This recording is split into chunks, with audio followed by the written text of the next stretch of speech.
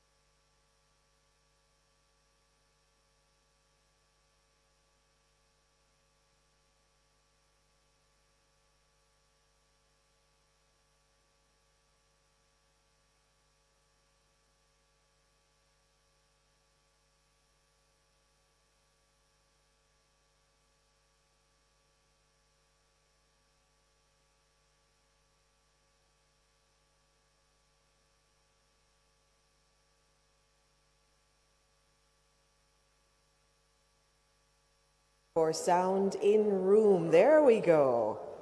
Ladies and gentlemen, we invite you to take your seats at this time. We are just about ready to begin.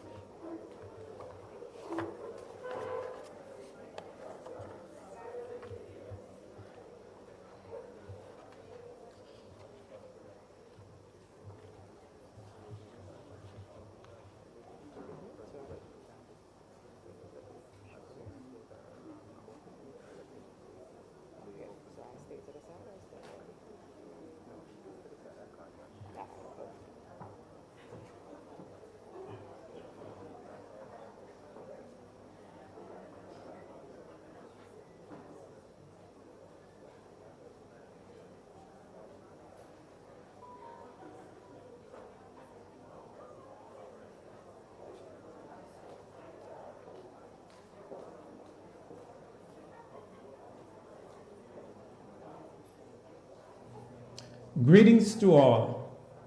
My name is Glenford Duffus, Bishop of Ebenezer Holiness Church of God, and a member of the clergy living in Canada.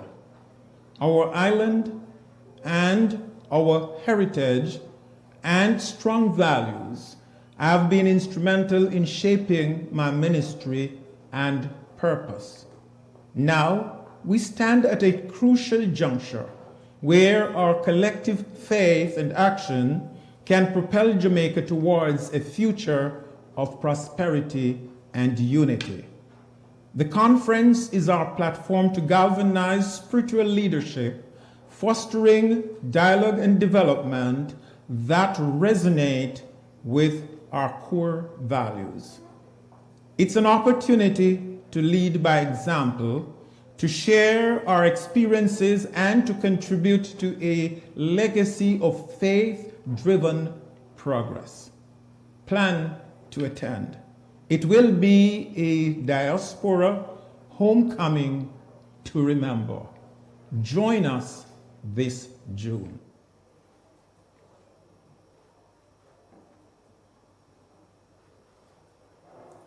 As a Jamaican actress living abroad, I carry the warmth and vibrancy of our island wherever I go. Jamaica's rich culture has shaped my journey, fueling my performances with authenticity and passion. This conference is a chance for us all to reconnect with our roots, celebrate our achievements, and contribute to our homeland's growth. It will be a diaspora homecoming to remember. Make it a date this June.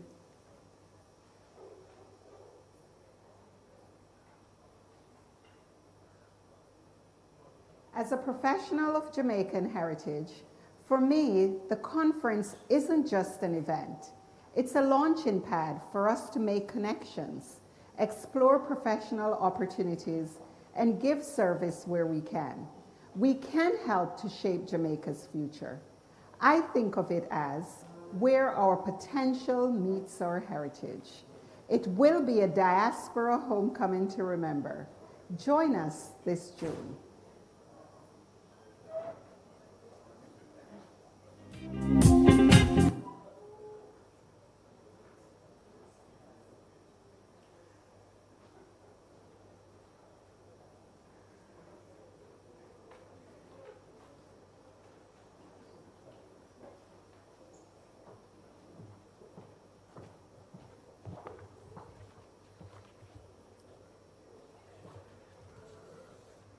Ladies and gentlemen, the Ministry of Foreign Affairs and Foreign Trade welcomes you to the official launch of the 10th Biennial Jamaica Diaspora Conference, June 16 to 19, 2024, in Montego Bay.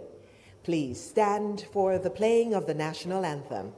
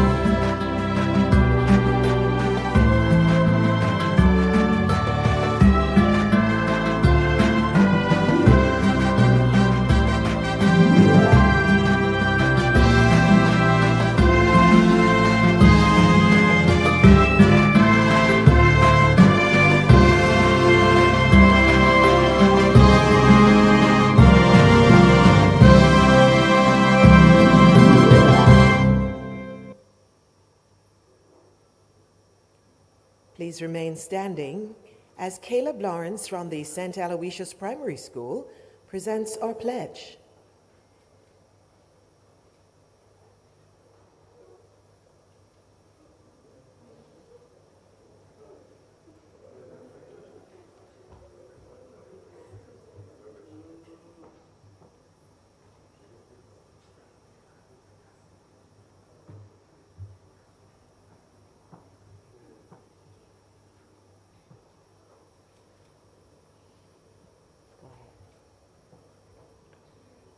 Before God and all mankind, I pledge the love and loyalty of my heart, the wisdom and courage of my mind, the strength and vigor of my body.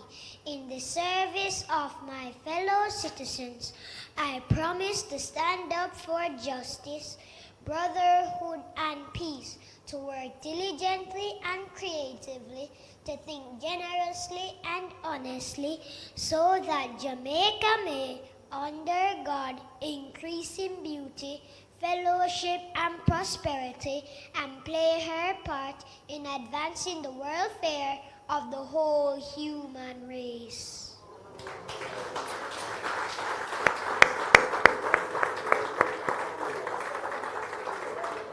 And now we invite Reverend Dr. Glenroy Layla from the Jamaica Umbrella Group of Churches to pray for this ceremony.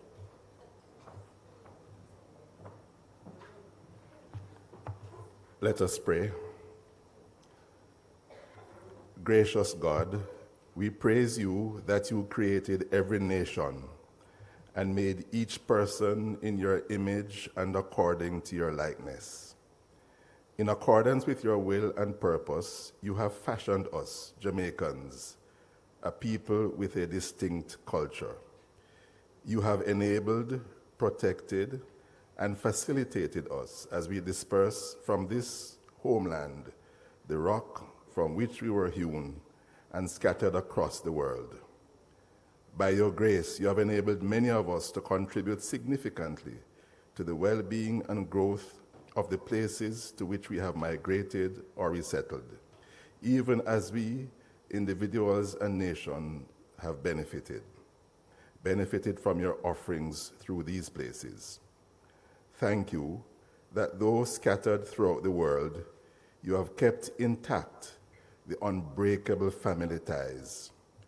You have nurtured the love and concern for the homeland and the well-being of our brothers and sisters everywhere. Truly, you have made us one big family from this, your country. Thank you for the vision that resulted in the creation and the formation of the Diaspora Council.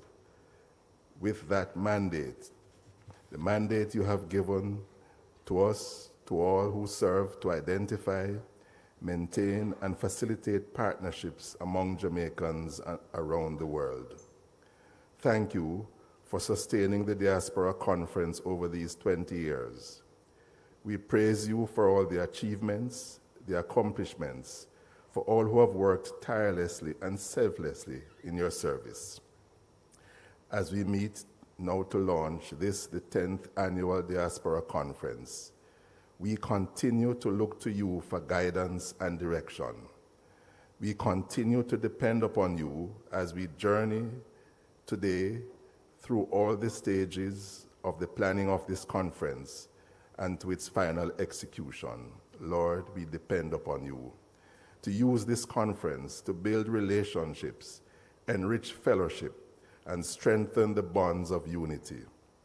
Lord, we depend on you to use this conference to facilitate the marshalling of resources, human and material, for the flourishing of Jamaica, land we love, and all her children wherever they are in the world, so that Jamaica and Jamaicans may, under you, God, increase in beauty, fellowship, and prosperity, and play her part in advancing the welfare of the whole human race.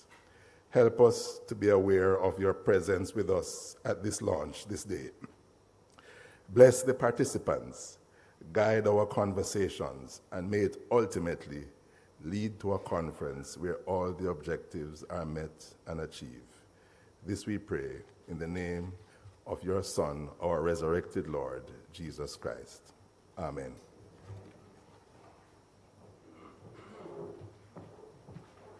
Ladies and gentlemen, please be seated.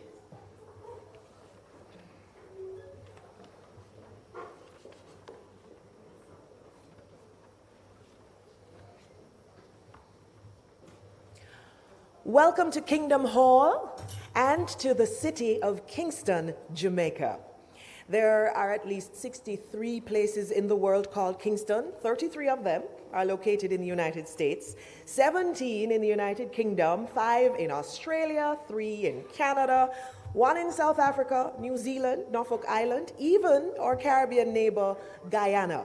But there is only one Kingston, city of reggae, one home of Kingston Creative Art Walk Festival, one capital of our island, Jamaica. I am Paula Ann Porter-Jones, and it is such an honor for me to be your host today, as the government of Jamaica, under the auspices of the Ministry of Foreign Affairs and Foreign Trade, is proud to welcome you to this, the launch of the 10th Biennial Jamaica Diaspora Conference, under the theme, United for Jamaica's Transformation, Fostering Peace, productivity, and youth empowerment. Or we can say it another way. When you have a cow that gives you the most milk, treat her good. Make sure she doesn't kick over the bucket of milk when it's full up. Shabba Ranks could say, what you gonna do? What you gonna do? What you gonna do? Who, me? Yes, you. Let's say it's solidarity, people. That's what we need to get transformation going. You know, burning spear, make we do it, Jamaica. Or if you prefer chronics, when I look at where I'm coming from, I know that we are blessed. Thank you. We are moving in the right direction toward achieving our goals set out in Jamaica's national policy on international migration and development, and the aspirations outlined in our national diaspora policy. Now, despite the challenges over the past 5 years due to COVID-19 and other major disruptions, the government maintained its commitment to sustained engagement with the diaspora and our many stakeholders through a sustainability symposium in 2021 and a hybrid conference in 2022. This is the first time that a full in-person conference will be held since 2020, and what a time to do it. This 10th staging of the Diaspora Conference signifies the resurgence of the country's premier event in diaspora engagement and a renewed commitment to in-person dialogue and collaboration. The 10th Biennial Diaspora Conference, JDC 10, will reflect lessons learned over the past 20 years, from the initiation of formal diaspora engagement in 1993 to the 2003 symposium, to the first conference in 2004, to rebranding in 2013. The core focus continues to be on connecting Jamaicans worldwide and heightening the diaspora's involvement in and contribution to Jamaica's national development agenda. Now, this year, we have the opportunity to showcase the evolution of the conference with the added focus of the diaspora and their interests taking center stage. And we'll be looking more deliberately at how all participants in the process can enjoy returns on their investments. We have also noted with interest the increasing opportunity for human capital development. So, from Kingston Hall to Montego Bay, from Jamaica to the 24 missions, 20 ministries, attendees in persons, and hundreds of participants online, welcome and a warm Jamaican howdy do. As Miss Lou would say, we're going to have a bonononus homecoming. Now that the diaspora policy has been operationalized, we have the framework we need to dialogue, inspire, encourage, engage, support, incentivize, integrate, empower, activate, collaborate, and transform Jamaica for Jamaicans at home and abroad. JDC 10 will bring home members of the diaspora in Montego Bay, June 16 to 19 at the Montego Bay Convention Center, and there we'll identify more mutually beneficial solutions to inform local policies and strategies related to the diaspora and local development, as we formalize concrete plans to be actively implemented post-conference. Today's launch is going to present a snapshot of JDC 10's theme and tenets, which are going to be explored through the conference. Uniting for transformation, productivity, and economic development, empowering youth, and celebrating culture. So, here we go.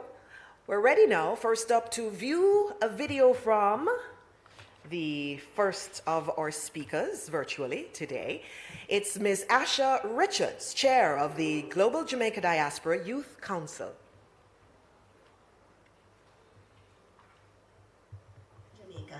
I'm here as chair of the Global Jamaica Diaspora Youth Council, and I want to talk directly to the youth, my generation. We are the now of Jamaica. We are the fresh energy and new ideas to help move our country forward. This conference is our platform to voice our dreams, tackle our challenges, and shape Jamaica's future. So let's make our mark and share our vision. It will be a homecoming to remember.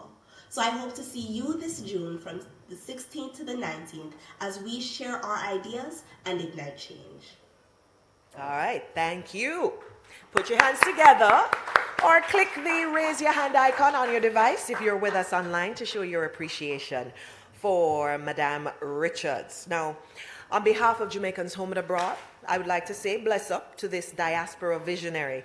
And everything highlighted in her presentation reflects the ongoing ideation process of the Jamaica Diaspora, provides much inspiration for persons to register and attend this homecoming in Montego Bay, slated for June 16 to 19.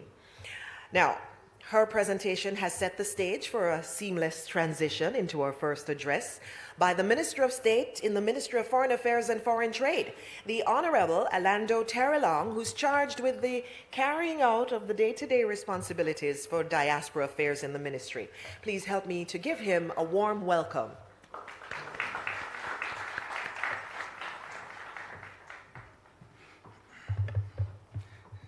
Good morning, Paula. Thanks on behalf of our entire team for hosting this morning's event.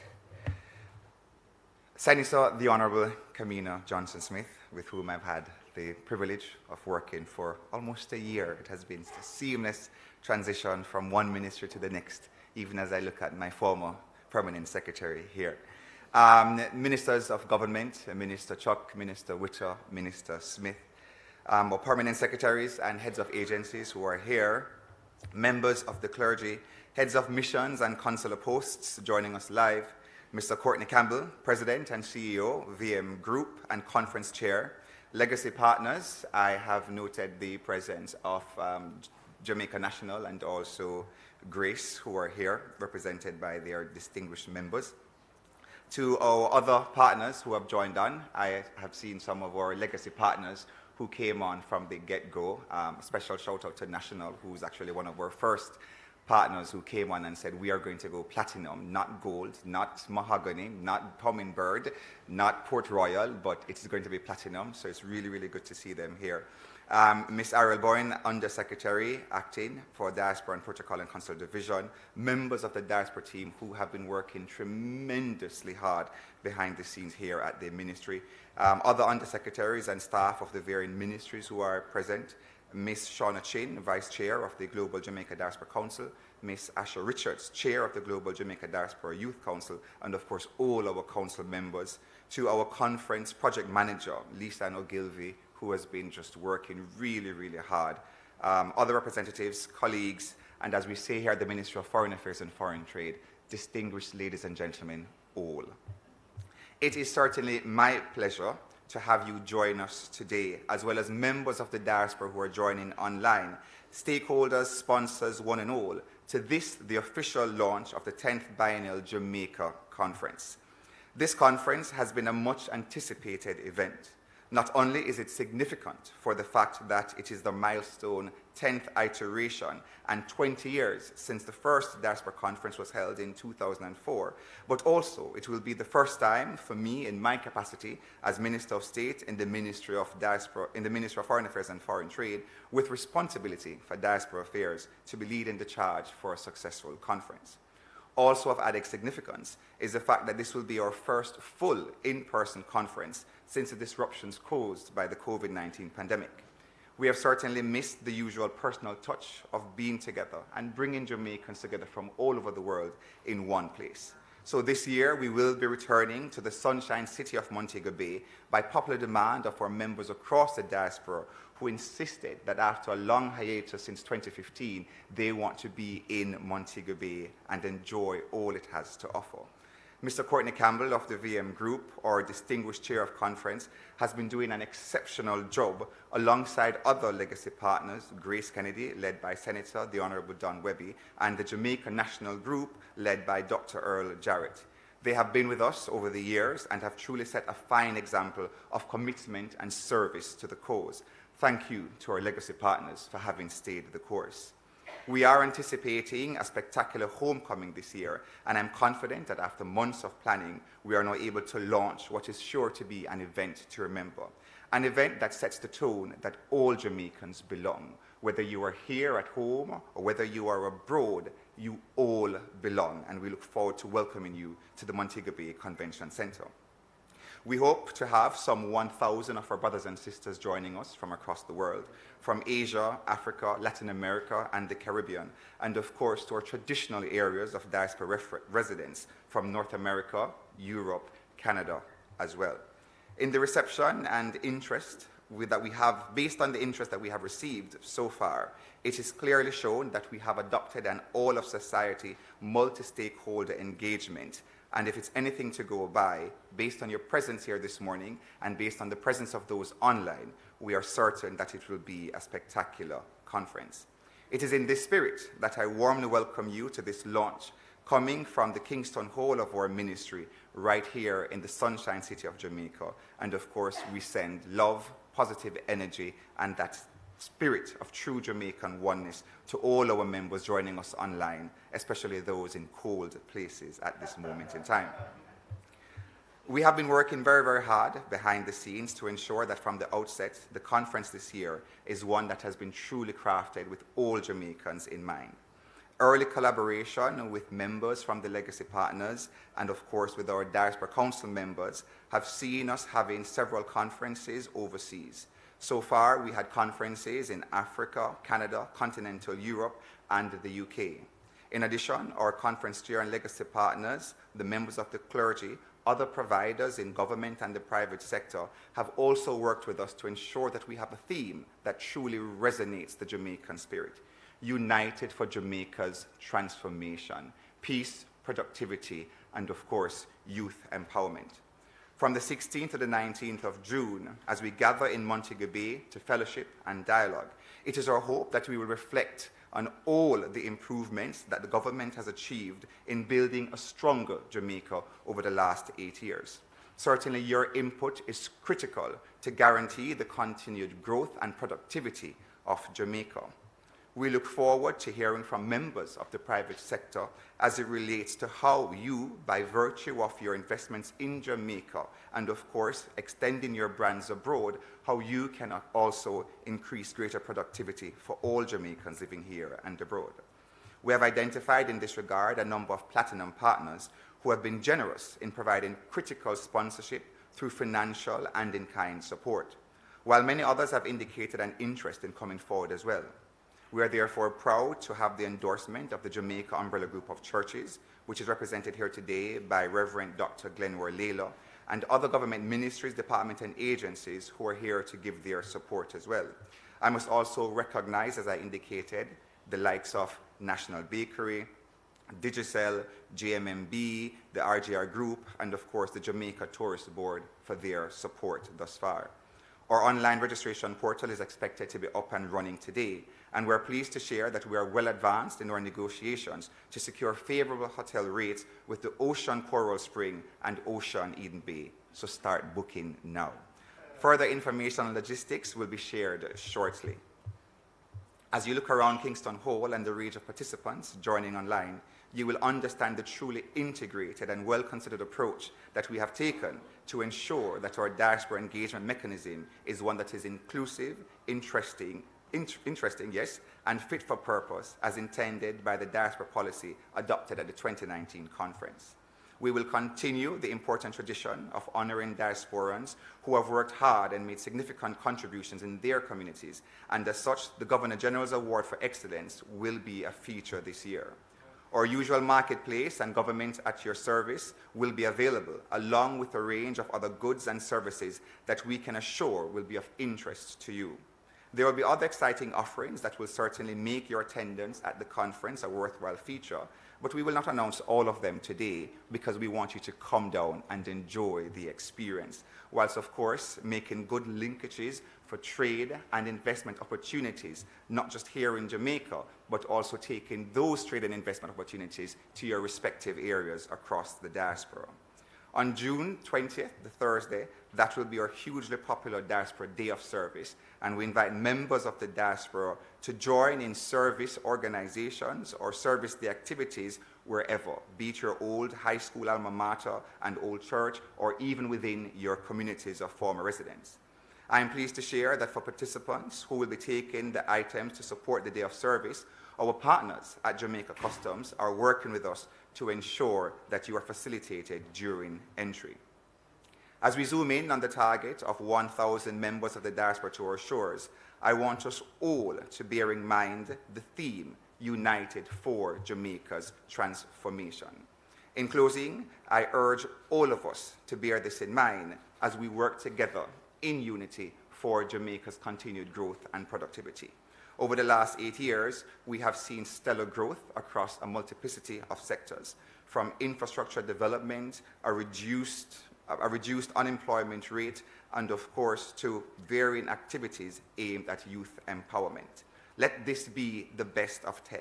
Let us be united as we strengthen the call for a more productive Jamaica.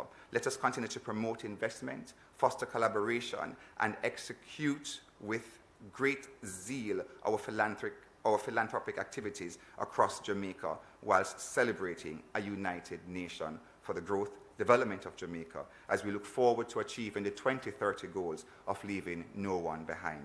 May God bless you all. May God bless our beautiful island, Jamaica, and thank you for partnering with us.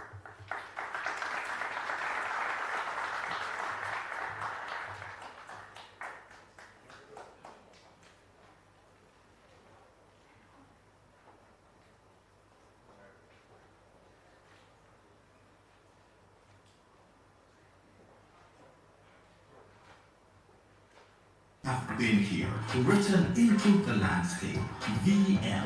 We are in the business of possibilities and know-how. From remittance to real estate, pension management, investments, business and corporate solutions, savings and loans. We are a strong, integrated group because you, our members, are strong. You are written in our story, and that's what makes us a mutual VM group.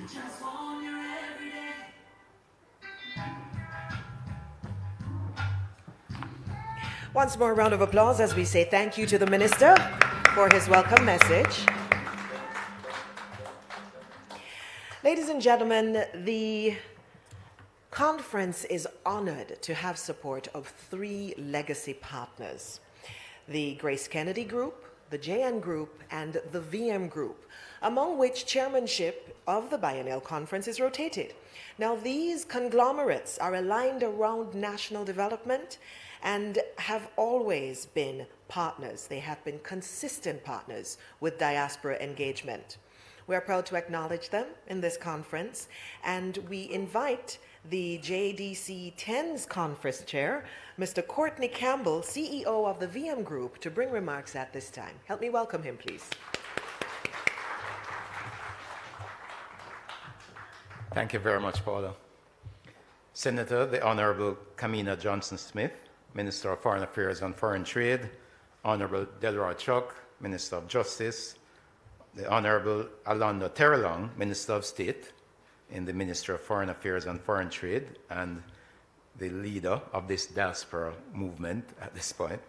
Other Ministers of State, Marsha Smith and Franklin Witter, Your Excellencies of the Diplomatic Corps, Permanent Secretaries and Heads of Agencies, Senator Don Webby and the team from Grace Kennedy, Ms. Lisa Coe and the team from the JN Group, my colleagues from the VM Group, other distinguished guests, conference sponsors, and I'll name a few shortly, members of the media. Good morning, how do you do? Everybody hearty? Yes. Good. You know, what a joy it is to be here, gathered here in Kingston, and with our fellow Jamaicans joining virtually from across the world as we officially launch the 10th Biennial Jamaica Diaspora Conference. 20 years after this conference was first held, it has grown into an increasingly important forum to facilitate meaningful cross-border engagement among Jamaicans to help realize our highest economic, social, and cultural aspirations. The rich potential of collaboration among a people so gifted is immeasurable, yet still largely untapped. I'm therefore very pleased, delighted, is delighted a stronger word than pleased? Delighted, as chairman of the preparatory committee, to thank and warmly welcome the sponsors who have, by supporting this initiative, signaled their commitment to collaboration and to nation building. Welcome to returning legacy partners, Grace Kennedy, the JN Group, and the VM Group, whose teams I know are tireless in their efforts to ensure the success of the conference. But I'm also happy to welcome our newest sponsors, Island Car Rentals, National Baking Company, Digicel, the Jamaica Tourist Board, the Pinnacle, the National Housing Trust, the Jamaica Stock Exchange, JMMB, the Students' Loan Bureau, the RJR Gleaner Communications Group, our official media partner, and our business facilitation lead partner, JAMPRO. Thank you all. I think they deserve a round of applause. Now, friends, this is the 10th biennial conference, and I'm sure we're all starting to feel the excitement build as the days go by. Well, I want to add to that excitement and perhaps convince anyone who is still on the fence about attending that now is the time to register and book that trip. So here goes. For Conference 10, here are 10 compelling reasons to attend the Jamaica Diaspora Conference in June. Are you going to count down with me? Number 1, the conference will be held in Montego Bay. My Mobile friends will say that this is all the reason anyone needs. The organizers listened to your call and will be hosting this conference in the tourism capital of Jamaica. Now, who doesn't need a few days in Mobile in the summer? Number, this is the first in-person conference since COVID-19. Let's get back together and spend some time with each other the way we Jamaicans like to. It's been too long. Number, if you own a business of any size overseas, the diaspora marketplace is an excellent opportunity to elevate the presence of that business and generate valuable leads. Think of the networking and visibility potential among your global Jamaican community. You do not want to miss out on the marketplace. We only have 50 places. Some of them are already gone. Please book your place in the marketplace. Number, come to the conference and visit the local craft markets and stores for authentic Jamaican art and craft, created by some of the island's most gifted artists and artisans. This is your chance to take some one-of-a-kind pieces back home with you. And then, number 5, who loves Jamaican food? Oxtail? There's nothing like eating authentic Jamaican food right here in Jamaica. So come home to some well-seasoned Jamaican jerk, the patty, the bread pudding, and the oxtail, seasoned with Jamaican breeze and sunshine. And then number 6, the properties. I know that there are many in the diaspora who want to own homes in Jamaica. Come to the conference and use some time to visit some of the properties that you're interested in. Perhaps it's the Pinnacle, one of our sponsors. But do your online searches now. Make your list and then come and see them. And then speak with any of the sponsors, JN Bank, FGB of Grace Kennedy, the NHT, JMMB Bank, and VM Building Society for your financing. Then number 7, book your trip for the conference and set aside some time to tour the island. Why not rent a vehicle from Island Car Rentals? Buy a phone from Digicel. Pack some national snacks. Take some Grace tropical rhythms and hit the road and take some pictures. Those memories will last a lifetime. And then number 8, rekindle your connections here. This can mean walking the streets your parents and grandparents did, showing your children your old school, or even visiting extended family and longtime friends. Now might just be the time to forge stronger bonds in Jamaica. The conference agenda is number 9. The conference agenda includes diverse, interesting topics. And Minister Johnson-Smith, your team, led by Honorable Alana Terrelong and Undersecretary Mrs. Bowen and Director Mr. Wilkes, they have been excellent in putting together a wonderful program. Let's give them a round of applause. We have worked with them, and I'm saying to those of us overseas, the program has been carefully designed with strong input from Jamaicans and friends of Jamaica in the diaspora. For this conference, we will intentionally dedicate more time and space to exploring how you who live abroad can yourselves derive tangible benefits from active participation in the global Jamaican community. And then number 10. Finally, in this list of 10, come to the conference to build stronger networks with other non-resident and resident Jamaicans in areas of interest to you. This can lead to transformational connections and collaborations. There's really no other opportunity like this one. So friends, I could go on, but it's just the 10th biennial conference. I will end here and simply say, I look forward to seeing you all in June in Montego Bay. Let's unite for Jamaica's transformation. May God bless you all, and may God bless Jamaica, land we love.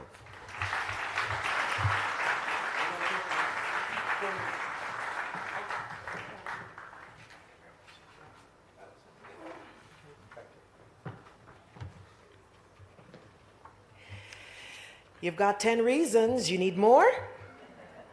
We will be giving you even more information as we roll through. Thank you so much, Mr. Campbell. And now, ladies and gentlemen, it's time to hear from a representative of another of our legacy partners. Please help me to welcome Senator the Honorable Don Webby, CEO of the Grace Kennedy Group.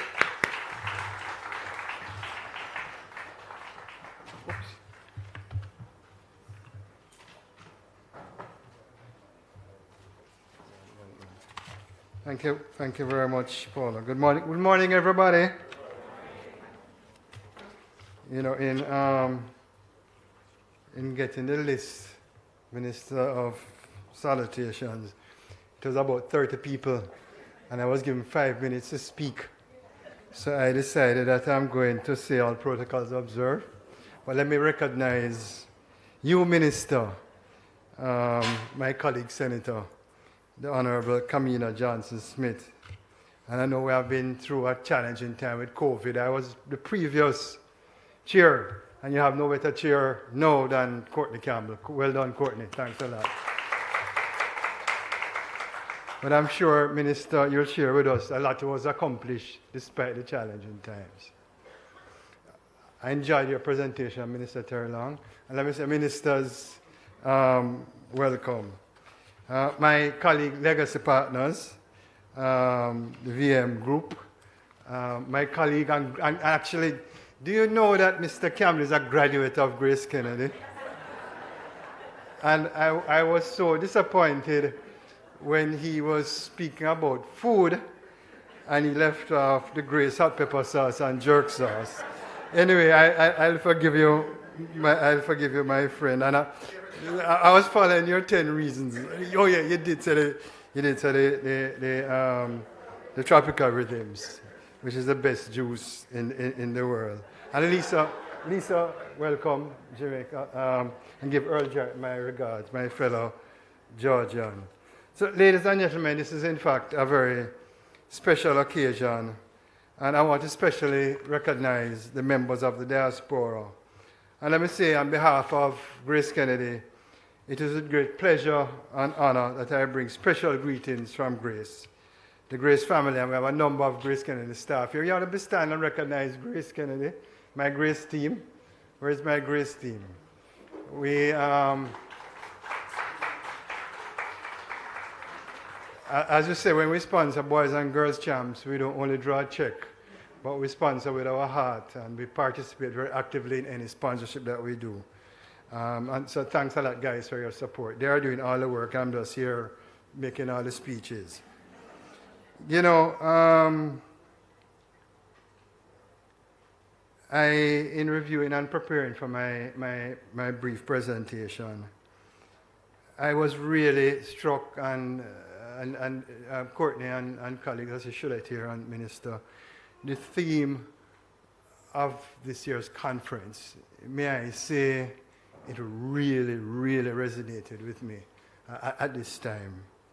United for Jamaica's transformation, fostering peace, productivity, and youth empowerment. You know why?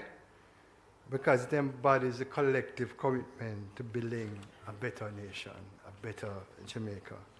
So as we gather today, united by our love for Jamaica and our shared vision for the future, we embark on a journey of collaboration, innovation, and solidarity. This conference serves as a platform for us to harness the power of unity and collective action in driving positive change across our beloved nation. And I actually broke it down, Andrew, another graduate of Grace Kennedy, who I'm seeing a lot on the TV, doing a good job at Pika. Give him a round of applause. So I actually broke it down, Courtney, and I said, peace, productivity, and youth empowerment stand as pillars essential to building a better Jamaica. Peace, a word that we often use in our country, Delroy, Minister of Justice, lays the foundation for progress and sustainable development, fostering an environment where all Jamaicans can thrive free from violence and conflict. Productivity fuels growth and development, driving innovation, minister entrepreneurship, and job creation. And may I say to my fellow colleagues in the diaspora that unemployment in Jamaica is the lowest it has ever been in the history of our country, at just over 4%. And by empowering our youth, we invest in Jamaica's greatest asset, ensuring that our next generation is equipped with the tools, resources, and support they need to realize their full potential and become leaders of tomorrow. So as we reflect on the theme, I wish to acknowledge and celebrate the invaluable contribution of the Jamaica Diaspora in fostering peace, productivity, and youth empowerment. Let me say to all of my colleagues in the diaspora, you play a crucial role in the advancing these goals. The unwavering commitment, expertise, and passion of our diaspora has been instrumental in driving positive change and advancing Jamaica's interests on the global stage. Whether through giving back, entrepreneurship, or advocacy, your individual and collective efforts continue to make a profound impact on the lives of Jamaicans at home and abroad. And I just want to say, from the bottom of our heart, and I can speak on behalf of my legacy partners, to the members of the diaspora, thank you very much. Your roots are firmly planted in the vibrant soil of Jamaica, and now is the time to nurture that connection through investment.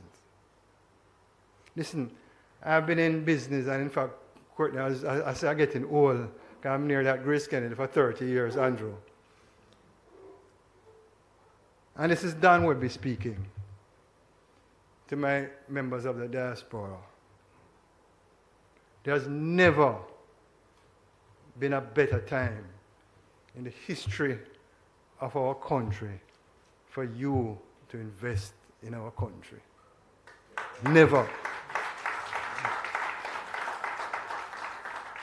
Your expertise, your resources, and passion can drive transformational change, particularly in two fastest growing sectors.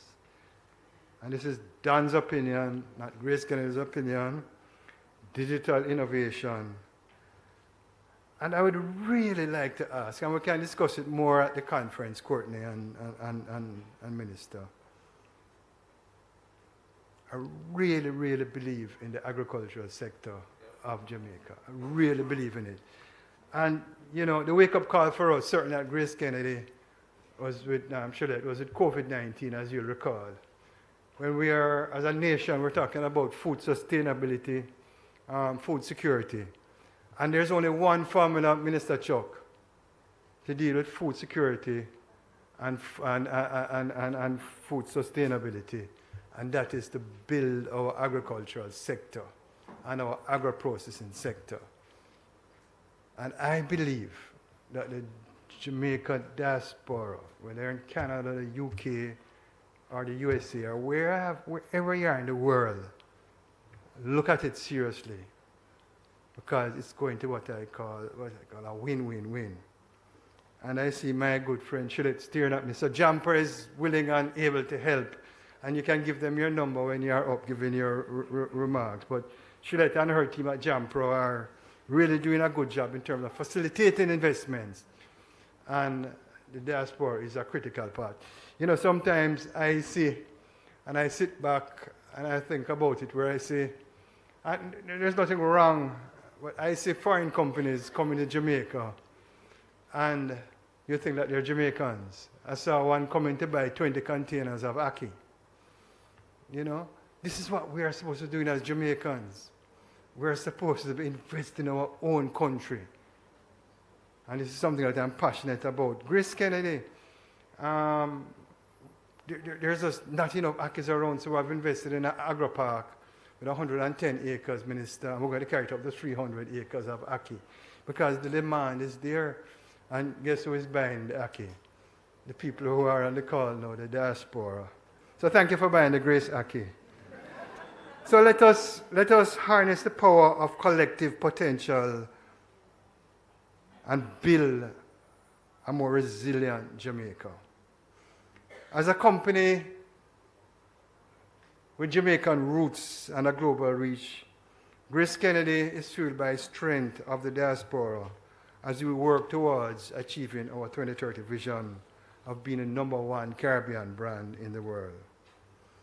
Again, and I want to speak on behalf of my legacy partners, thank you to every single member of the diaspora who has supported us along our journey, whether through purchasing our wide selection of Grace Foods product or sending money back home through Western Union. Together, we are making a meaningful difference in the lives of Jamaicans everywhere.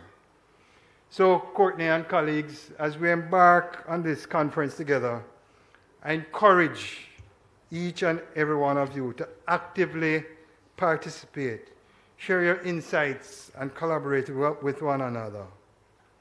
Let us harness the power. Let us harness the power of collective wisdom and experience to chart a course towards a more prosperous, peaceful, and empowered Jamaica. You know, we at Grace, we have what we call town hall conferences, and I'm sure you'll be invited to the next one.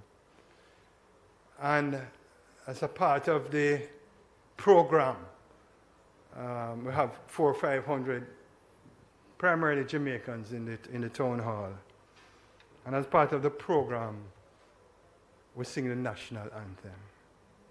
And colleagues, when we start, and I'm obviously on the head table at the stage, and when we start singing the national anthem, and I see my brothers and sisters from Jamaica put their hands on their hearts, close their eyes, and belt out our national anthem.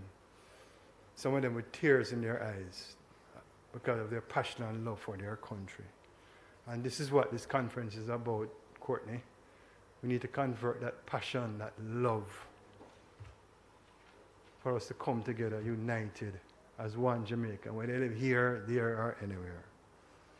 So I want to extend a heartfelt invitation to all Jamaicans, both near and far, to join us in this milestone staging of the conference. Together, let us unite for Jamaica's transformation, working hard, hand in hand, to build a nation we can be all proud of. As I always do, when I finish my presentation, wherever I'm in the world, including those town hall meetings, I would say, God bless Jamaica, the greatest country in the world. Thank you.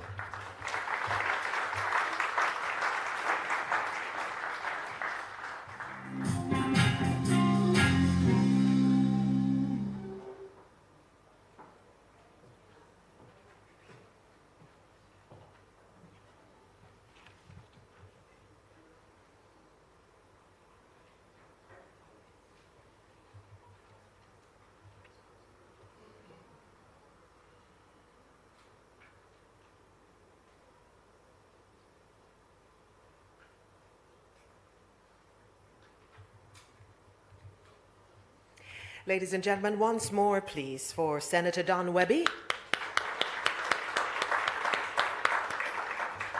And for those who are just joining us online, welcome.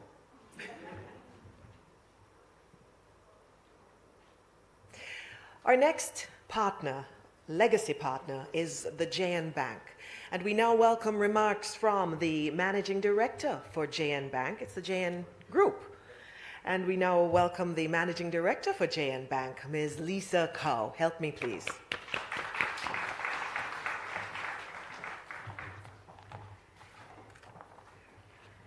Thank you, Masters of Ceremony. Minister Johnson Smith, Minister Chuck, Minister Terry Long, other ministers of government, ambassadors, our conference chair, Courtney Campbell, President and CEO of the VM Group, and fellow legacy partner, Senator the Honorable Don Webby. Sponsors and partners, members of the diaspora, my fellow Jamaicans.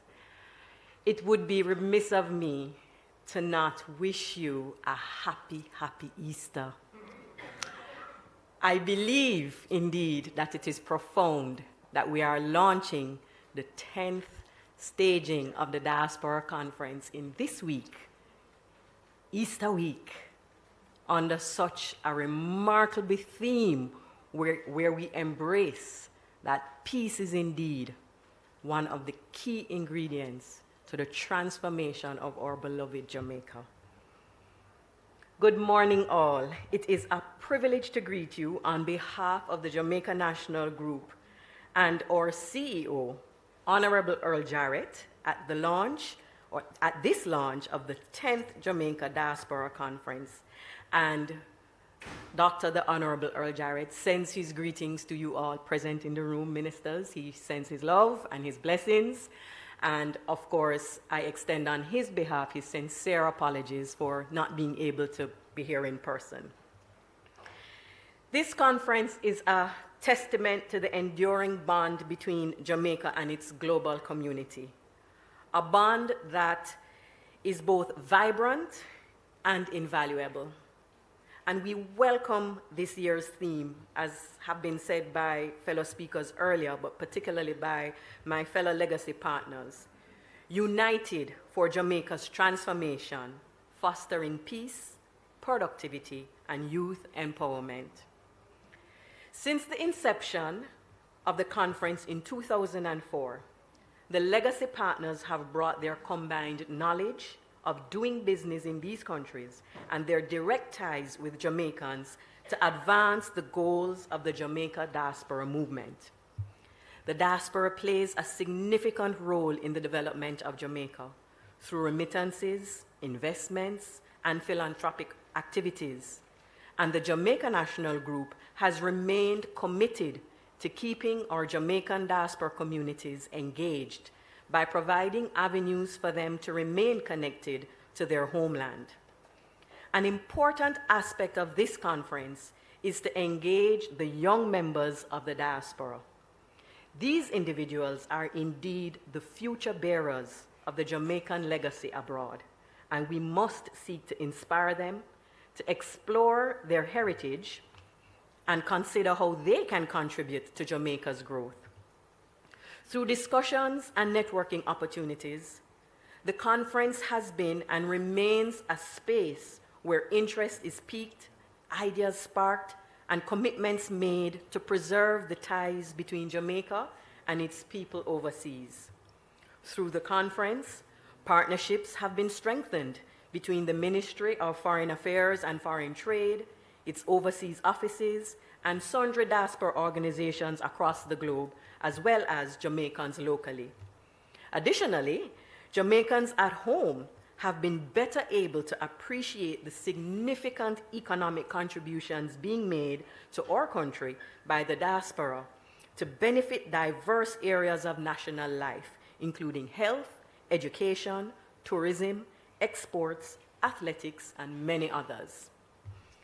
This launch event here in downtown Kingston is a personal invitation from our legacy partners and the government of Jamaica for Jamaicans at home and abroad to join us. Today, as we launch the 10th Jamaica Diaspora Conference 2004, we embark on a journey of exploration. 2024, that's right. 2024, we embark on a journey of exploration, collaboration, and empowerment. During the conference, we will come together to exchange ideas, share experiences, and forge partnerships to help shape the future of Jamaica and its people. Let us not forget that this conference is not only about dialogue and discussion, it's about action. Harnessing the collective power of the diaspora to help with tackling the challenges facing our nation and to seize the opportunities that lie ahead. From entrepreneurship and innovation to education and healthcare, there are numerous areas where the diaspora can make a meaningful impact. As we gather here today, let us be inspired by the countless success stories of Jamaicans around the world who have overcome adversity, defied expectations, and achieved greatness. Let their journeys serve as a beacon of hope and a reminder of what is possible when we come together with purpose and determination. As this conference marks its 10th occasion, the year 2024 also holds significance for the Jamaica National Group as we mark 150 years of service in August. This milestone provides the opportunity to highlight Jamaica National's unwavering commitment since 1874 to empowering communities and supporting financial growth. But more importantly, this milestone is a window for us to underline the pathway to a bright future that continues to place the Jamaican people at the center wherever they are in the world. As we celebrate our legacy, we will continue to enhance our processes and to implement enduring initiatives that will uplift the experiences of Jamaicans at home and in the diaspora. We will keep them connected and engaged over the generations to come and maintain opportunities for them to participate in the development of Jamaica land we love. With that said, we anticipate yet another dynamic and impactful diaspora conference in Montego Bay this year as we unite to help transform our nation, fostering peace, productivity, and youth empowerment. Blessings to all of you.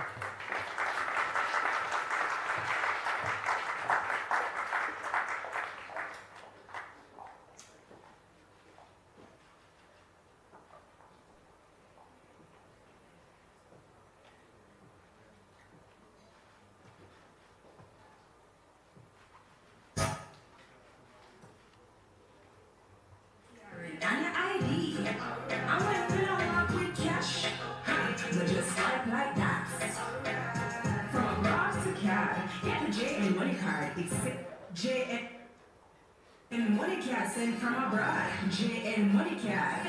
Send the money. Move on, withdraw in a hurry. JN money cat free. Pay the TRN and the ID. I went to the work with cash. Not just swipe like that. From abroad to CAD, get the JN money card. It's safe, convenient, and free. JN money cat sent from abroad. JN money cat.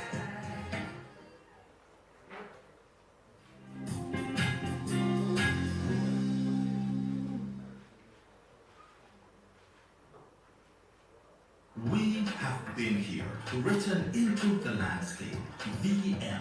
We are in the business of possibilities and know-how. From remittance to real estate, pension management, investments, business and corporate solutions, savings and loans. We are a strong, integrated group because you, our members, are strong. You are written in our story, and that's what makes us a mutual VM group.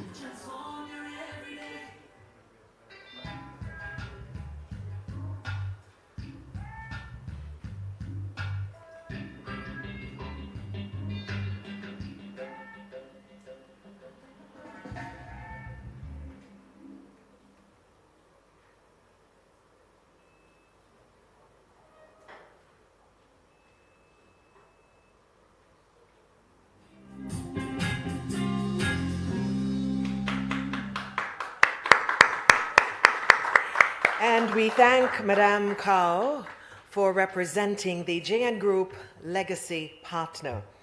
And now, ladies and gentlemen, I think it's time for some entertainment. We're bringing to the fore a student of the Edna Manley College of the Visual and Performing Arts. Can we hear it for Mr. Taquain Bowen?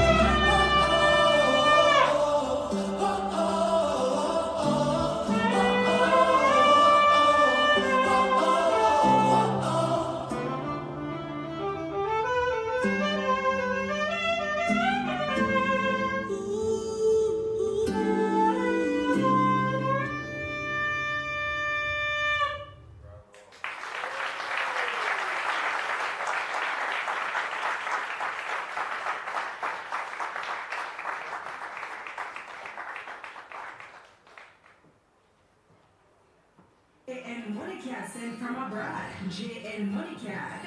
Send the money, more withdraw in a hurry. JN Money Card free. Get your TRN and your ID. I went fill up my with cash. But just swipe like that. From abroad to card, get the JN Money Card. It's safe, convenient, and free. JN Money Card sent from abroad. JN Money Card.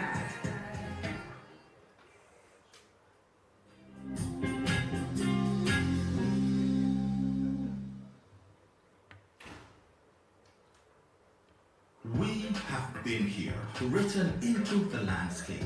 VM.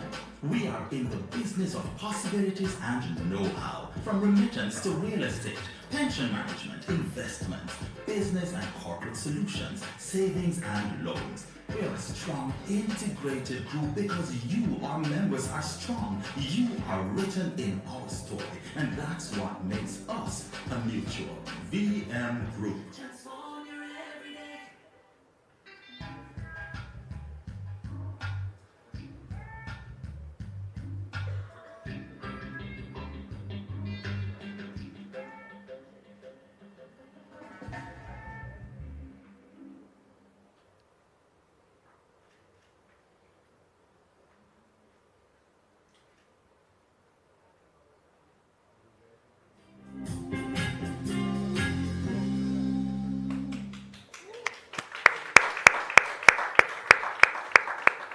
Fantastic performance by Taquain Bowen.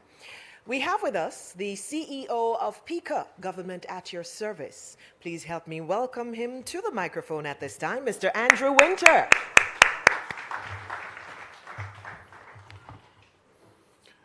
Good morning, ladies and gentlemen. And after such a fine performance, and to give a speech after that performance, please give Mr. Taquain another round of applause. It's most deserving. Senator the Honorable Kamina Johnson-Smith, Minister of Foreign Affairs and Foreign Trade. Minister of Justice, Mr. Delroy Chuck. Minister of State in Ministry of Foreign Affairs and Foreign Trade, Alonzo Terrelong, and Minister Marsha Smith, and Mr. Frank Witter, Permanent Secretaries, Heads of Agencies, other distinguished guests, good morning. And it is my pleasure this morning to speak on behalf of the government at service. It is my honor to extend a warm welcome on behalf of Government at Your Service participants to all distinguished guests, delegates, and participants gathered here today for the launch of the 10th Biennial Jamaica Diaspora Conference. Over the past decade, the Jamaica Diaspora Conference has played a crucial role in harnessing the talents, resources, and expertise of our global Jamaican community. It has provided a forum for meaningful dialogue, innovative ideas, tangible solutions, and to address the challenges and opportunities facing Jamaica. The conference is an essential platform that fosters connections, collaboration, and collective action among Jamaicans at home and abroad. It is also the opportunity to share with the diaspora the wide range of government services that are available to them and is at their service. To mention a few, PICA, RGD, Accountant General, National Land Agency, Jamaica Customs Agency, and JAMPRO, who have all upgraded their services significantly to ensure that it's significantly easier for the diaspora to engage with the country. Recently, have you traveled through the airports where you are now going through a kiosk and electronic gates, so your ease of access is that much more to Jamaica? And I guarantee you, when you come in June, we will have something even more special for the diaspora. And we look forward to greeting you on your time here. As we embark on this milestone 10th edition, let us reflect on the progress that we have made. The government is committed to transforming its operations to be more accessible and much more user-friendly to Jamaicans both locally and abroad. Together, we will redouble our efforts to build a brighter future for Jamaican and all our citizens. The theme, United for Jamaica's Transformation, Fostering Peace, Productivity, and Youth Empowerment, embodies the goals and objectives that the government at your service is boldly going to do over the next decade. I commend the organizers and the volunteers for their tireless efforts in bringing this conference to fruition. Despite the unprecedented challenges we have faced in recent times, their dedication and commitment are truly inspiring, and I have every confidence that this conference will be a resounding success. In closing, let us seize this opportunity to chart a course towards a prosperous and equitable Jamaica for generations to come. Together, we can overcome any obstacle, achieve our aspirations, and we, the government, are here to assist in whatever way we can to harness the power of the Jamaican spirit that will aid us in achieving these goals.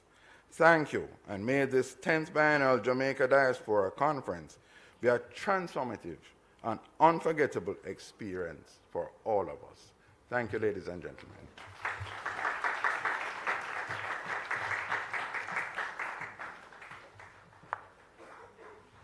Thank you so much, Mr. Winter.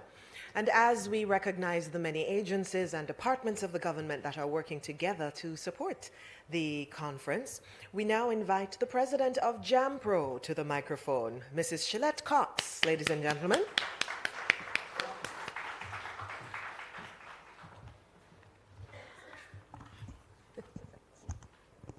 Happens every time. Good morning, ladies and gentlemen.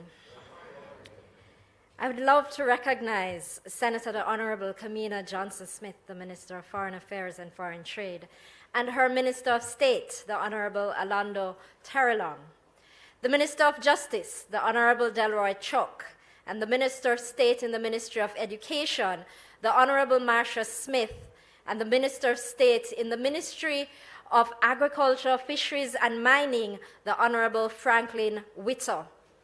I also want to recognize all our permanent secretaries, or heads of agencies, and representatives of government agencies here with us this morning, members of the Diplomatic Corps in Jamaica, representatives of the Legacy Partners, led by Courtney Campbell of the VM Group and Conference Chair for JDC 10, Senator Don Webby, Grace Kennedy Group, and my former chairman, I had to put in that piece, and Ms. Lisa Cow from the JN Group. Sponsors at all levels, Jamaicans at home and abroad that are online, distinguished ladies and gentlemen in the room, I am truly excited to be here at the launch of the Jamaica Diaspora Conference, celebrating 20 years of commitment and partnership among the people of Jamaica through the government, its business leaders, and importantly, our Jamaicans overseas. I wish to congratulate the Ministry of Foreign Affairs and Foreign Trade, as well as its legacy partners, on this milestone achievement. And I'm not ashamed to age myself and say that at the very first Diaspora Conference, I was privileged to represent JAMPRO on that committee. And I attended that first conference, and I vividly remember JAMPRO being chastised because at the time, we had just closed our Canada office. And let me tell you, they made us regret it. A lot has changed, ladies and gentlemen, since then. The ministry is no longer at Dominica Drive. We are in this fancy building on the shores of our country. JAMPRO has proudly reopened our Canada office. But one thing has not changed is our commitment to our Jamaican people wherever we are. As Jamaica's Export and Investment Promotion and Facilitation Agency, JAMPRO is pleased to be the business engagement partner for this, the 10th staging of the biennial Jamaica Diaspora Conference. It is our privilege to be afforded the opportunity to design and lead a specially curated program of business-focused activities geared towards engaging Jamaica's diaspora on the opportunities to invest in, buy from, and support the economic growth of our country. These three pillars are at the core of how we see our engagement of the diaspora during the conference from a business perspective. First, as potential investors, persons and business owners that have a vested preference for coming to Jamaica to either establish a new business or expand their operations into Jamaica as a Caribbean hub. We believe that Jamaica offers more than sentimental value for diaspora investments, but rather we offer an opportunity with a serious business value proposition, which we look forward to exploring with you. Second, we wish to engage the diaspora as overseas buyers of Jamaican goods and services. Whether it is a niche or specialty product not yet available in your market, or a long-standing Jamaican comfort food such as Tasty's cheese or national baked products that has, for some strange reason, not reached your neck of the woods, we want to engage with you to see how you can become Jamaica's next distributor in your market. And lastly, we want to engage with persons of influence, whether in your company, your industry, or your community. We want to share with you our business value proposition so that you can support the efforts of the government of Jamaica by opening the doors to potential buyers, potential investors, and potential business partners. In addition, as we work closely with the Ministry of Foreign Affairs and Foreign Trade, we will be doubling down on our economic diplomacy program and our program for honorary investment advisors. And for that, new partnerships will be sought as they are always welcome. These pillars underpin for us how we see the uniting of all of us to transform Jamaica's economy. And so starting Sunday, June 16th until Wednesday, June 19th, it is our intention to engage with our government partners or private sector stakeholders to present to the diaspora family the myriad business opportunities available in Jamaica across multiple sectors. Following from the strategic thrust of the government of Jamaica through our parent ministry, the Ministry of Industry, Investment and Commerce, and our own 4-year strategic plan at JAMPRO, our main areas of focus will include, and Senator Webby spoke to the very first one, agribusiness, and particularly orchard crops and the opportunities that have been created through the overwhelming demand of our diaspora in overseas markets and persons that have been exposed to the unique taste of Jamaica's ackee, breadfruit, mangoes, and avocado. Working closely with the Ministry of Agriculture, Fisheries, and Mining, as well as the Agro-Investment Corporation and other agencies in that ministry, it is our intention to show you the opportunity to invest in these sectors, explore short-term crop solutions to complement them, and also how you can get involved on the distribution side, wherever you reside. We will also discuss Jamaica's burgeoning global digital services sector, which is slowly expanding from the traditional business process outsourcing to the more value-added knowledge process outsourcing segment, where Jamaican companies are servicing overseas clients in finance and accounting, human resource, and project management, and are thriving along companies in our IT outsourcing sector, offering services in cybersecurity, software and app development, and digital management systems. partnering with companies locally and overseas to deliver high-quality services and securing quality jobs for young Jamaicans. We will also be partnering with the Special Economic Zone Authority, and we'll update you on where we are with the initiative geared towards leveraging Jamaica's unique logistics location and the country's Special Economic Zone regime. Importantly, these discussions will get into how the diaspora can be a part of the initiative, can invest in logistics and manufacturing spaces, and make Jamaica a regional hub for your business. Other discussions will of course include, because I'm sure the legacy partners will not allow it, but it will include banking and finance and looking at the landscape in Jamaica and the opportunities afforded by engaging with the Jamaica Stock Exchange, whether as a listed business or an investor. Also, the real estate industry continues to boom, and infrastructure development and the potential role of the diaspora will be discussed. Ladies and gentlemen, this is just a peek at what we will be talking about at this year's Diaspora Conference. I encourage members of the diaspora to come home, to hear about what's new in Jamaica. Let's talk about how we will unite to transform Jamaica, but ultimately be prepared to have discussions and stay to do business.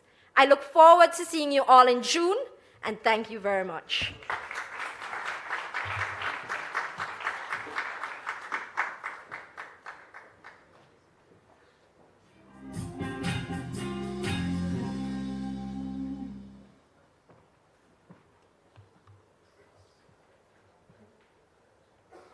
Greetings from Montreal, Canada.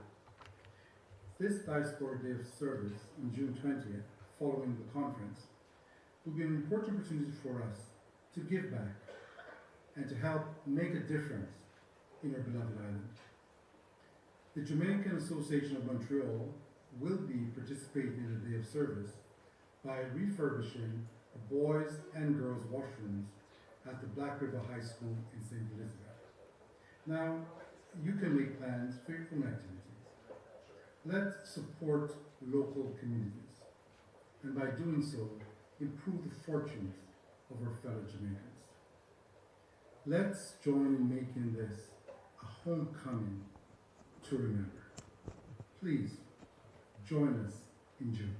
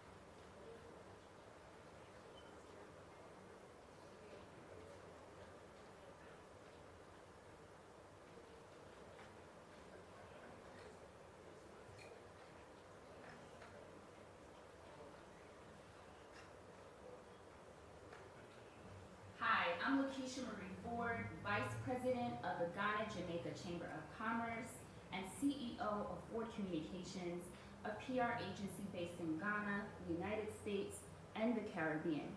As a young professional of Jamaican heritage living in Ghana, for me, the conference isn't just an event.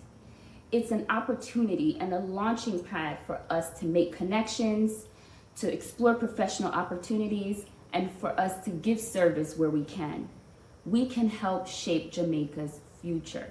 I think of it as where heritage meets our potential. This Diaspora Homecoming is going to be one to remember. Join us.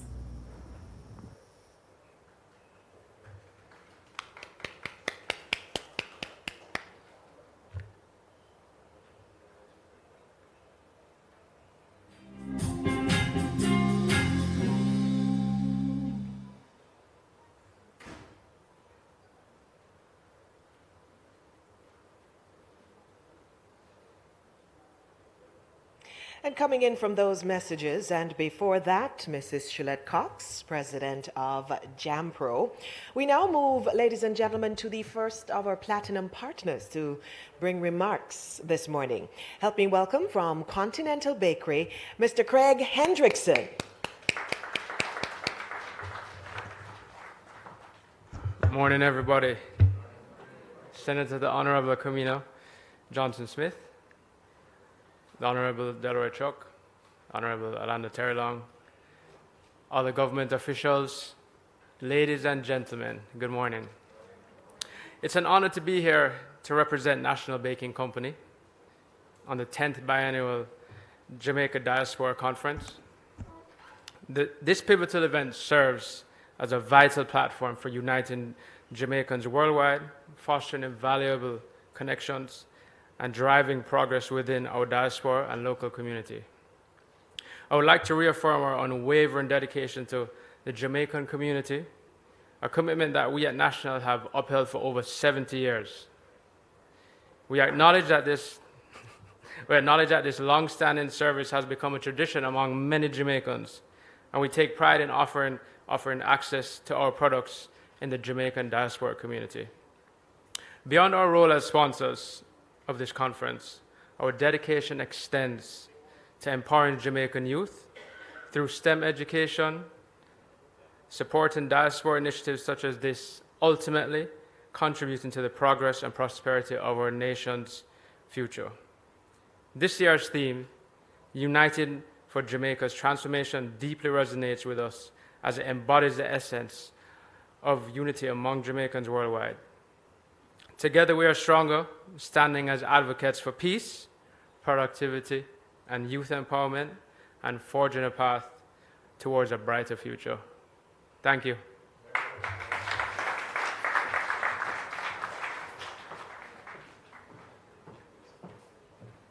Thank you so much, Mr. Hendrickson. And we now move to another of our platinum partners, Digicel, Better Connected. Let's welcome Mr. Elon Parkinson.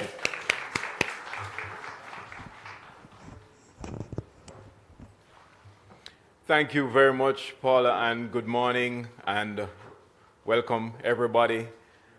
A very special welcome to those who are joining us on YouTube, where if you're following online right now, the discussion is with a lot of fervor. There was one person who said, don't forget the diaspora, and that is obviously why we're here, because we certainly want to celebrate the achievements and to acknowledge that there's still a lot more to be done when it comes on to our diaspora engagement. And that is why Digicel is delving deeper into diaspora engagement by supporting in such a big way this time around. What does communication have to do with it? A lot, really. It connects us right across the waves that separate us. And Digicel has been a long-standing partner when it comes on to Jamaica's economic prospects. Indeed, we started out almost 23 years ago. April 19 will be our 23rd birthday as a Jamaican-born company, and we're super excited to be celebrating it a little bit early with our friends in the diaspora. They know us very well because the diaspora members reach out to us from time to time. They see the Digicel signage at the corner shops where they purchase the top-ups and they buy the plans and they pay for the post-paid plans that our customers here back home have. Indeed, they consume our services there too in terms of how they utilize a SIM card roaming overseas because they still want to be connected to that Jamaican number. There's something about having a Jamaican number while you're in the diaspora. It connects you as much as the Grace food does and the national bread and buns do, right?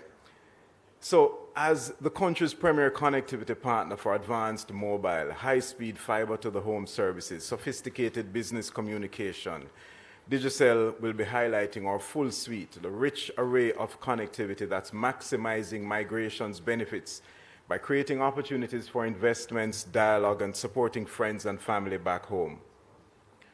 All of us at Digicel recognize the pivotal and influential role that members of the diaspora play when it comes on to being key actors for national development. Their knowledge, their experience, their expertise, and their resources can foster initiatives that accelerate our pace of economic growth.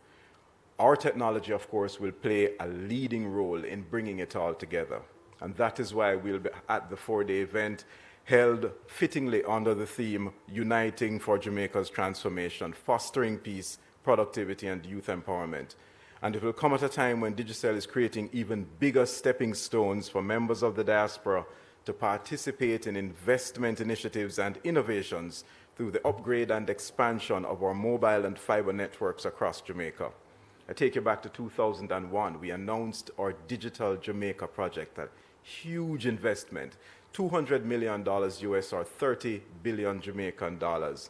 It's a spend on our networks, fiber and mobile, and state-of-the-art broadcast facilities. We said we'd have done it in 3 years. We did better. It's all done, and this investment is now in place. And it's already providing countless opportunities for economic empowerment for Jamaicans due to the direct correlation between access to faster broadband internet and economic growth. We're known as the trusted and preferred communications partner to Jamaica's diaspora communities. Digicel, a Jamaican-born company, supports migrants with staying constantly connected to friends and family locally via our online portals for top-ups, prepaid and postpaid plans, bill payments, remittances as well via the MyCash digital wallet. Now, with an increasing amount of diaspora interest in private investments and entrepreneurship, the company's business arm, Digicel Business, will engage attendees at the conference on scalable initiatives across several sectors in the local economy. We're big on business, we're bullish on business, and we want to see more buoyancy when it comes on to entrepreneurs participating in the local economy. And so Digicel Business is helping with that technology piece to bring it all together. Attendees will also get a first-hand look at the work of the company's philanthropic arm, the Digicel Foundation, been conducting yeoman service for over 20 years in Jamaica, improving the lives of over 800,000 people through investments in community, entrepreneurship, education, and special needs, valued at over $44 million, or just about 7 billion Jamaican dollars. We invite members of the diaspora to partner with the Digicel Foundation in any way you see fit. Indeed, we look forward to the 20th, the day after conference, when we're going to be having that Diaspora Day of Service, and likely we can do a little Digicel Foundation link up and see, how best you can support. What does all of this mean in terms of our total investments in Jamaica thus far? $2 billion US, just about 310 billion Jamaican dollars invested right here in Jamaica for the economic prosperity of our country and our people. Above all, the conference is an opportunity for Digicel to reinforce our belief in Jamaica's promise through the amalgamation of our individual and collective strengths. This instrumental conference platform will help to jumpstart opportunities for Jamaicans abroad who are seeking to innovate through technology as they participate in Jamaica's booming digital economy, which is increasingly, tech-based anyway, and is powered and empowered by Digicel. Thank you. See you all soon.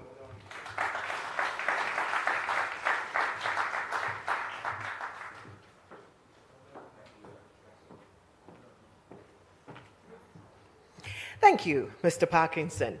And now we'll hear from our third and final platinum partner for this morning, and it's the representative from Island Car Rentals. So help me bring to the microphone Mr. Ryan Parks. Thank you. When my good friend Senator Webby came to the platform earlier, he indicated that he had 5 minutes and that he was really opting to skip the salutations. Well, I was given 2 minutes, and I will include the salutations. But don't panic. My address is only 1/10 of his. Master of Ceremonies, the effervescent Paula and Porter, Conference Chair, Courtney Campbell, Senior Ministers of Government, Minister Kamina Johnson-Smith, Minister Delroy Chuck, Ministers of State, Mr. Alanda Terrelong, and I must recognize Minister of State Terrelong for his role in driving this conference. Minister of State Marsha Smith and Minister of State Mr. Franklin Witter. Legacy partners represented by Senator Webby, Mr. Courtney Campbell, wearing a different hat as President and Group CEO of the VM Group, Ms. Lisa Gow, I think I got that right, who is the Managing Director of Jane Bank and part of the Jamaica National Group. Members of the diaspora, both here and joining us online, distinguished ladies and gentlemen, I'm truly honored to represent Island Car Rentals at this global launch occasion and to indicate how much it is a pleasure for us to partner with the organizers of the 10th Biennial Jamaica Conference, Diaspora Conference, to be held June 16th to June 19th. We are also very delighted and indeed proud to be the exclusive ground transportation partner for this year's conference. And members, when Conference Chair Courtney Campbell reached out to us, and having attended the first meeting, I thought to myself that it was a no-brainer for us to get on board. Indeed, for the 50 years of our existence as a leading ground transportation provider, our Jamaican brothers and sisters of the diaspora are at the heart of our growth and success over these many years. And therefore, we consider this partnership a natural and inevitable fit. I want to use this opportunity to specially thank the members of the diaspora for your tremendous support over these years. And members, this was a natural fit for us because as we reflect on the theme, fostering peace, productivity, and youth empowerment, you would recognize the role the tourism sector plays towards the overall economic performance. And Island Car Rentals is a major driving force behind our tourism product. It's also a natural fit, ladies and gentlemen, because approximately 70% of our business at both international airports, Norman Manley and Sangsters, is directly linked to a Jamaican coming back to Jamaican soil for varying reasons. And therefore, the diaspora represents a core group which is very special to us as an island family. At the same breath, ladies and gentlemen, we consider this partnership a natural fit because of the exposure of our brand to over 170 countries, especially at a time when Ireland is on the cusp of expanding its footprint overseas. Furthermore, ladies and gentlemen, this collaboration will provide a gateway for us to further connect and engage with the diaspora in a very direct way as we seek to better serve our Jamaican clans who reside in various parts of the world. And more importantly, to further engage them, Minister Kamina Johnson-Smith, as part of the dialogue as to how we can foster a more secure Jamaica, what role they can play towards advancing our education system, and how we can make this country a more prosperous economy in the world.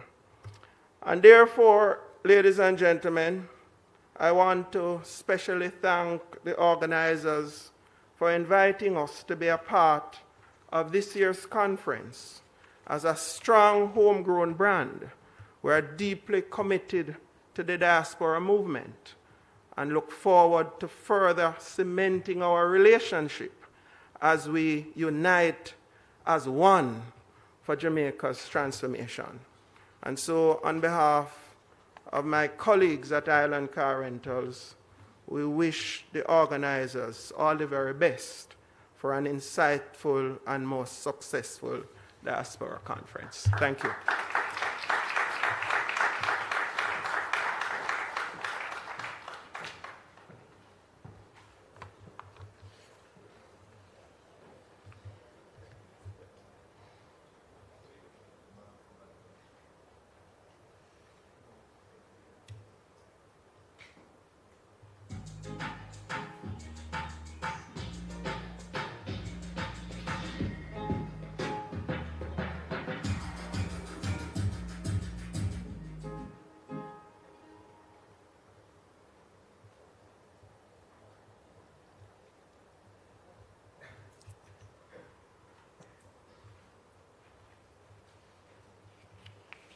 Let's face it, buying a home can be quite stressful and costly. At JN Bank, we understand you have big plans for the future. That is why we've created mortgage options suited to your needs. With almost no money down, unsecured loans to cover upfront costs, and flexible payment plans, we're committed to making the home buying process possible. Let JN Bank make your goal of owning a home a reality. Contact us today and take the first steps towards owning your own sweet home. JN Bank will help you find a way.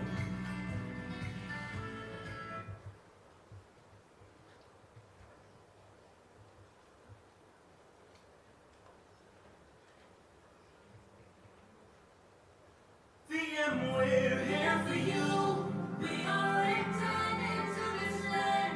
You are written into our story. Together stronger we stand. The wind is our victory. With a firm foundation we stand. Build your right way. Transform your everyday. VM Group. Transform your everyday. You know it's national.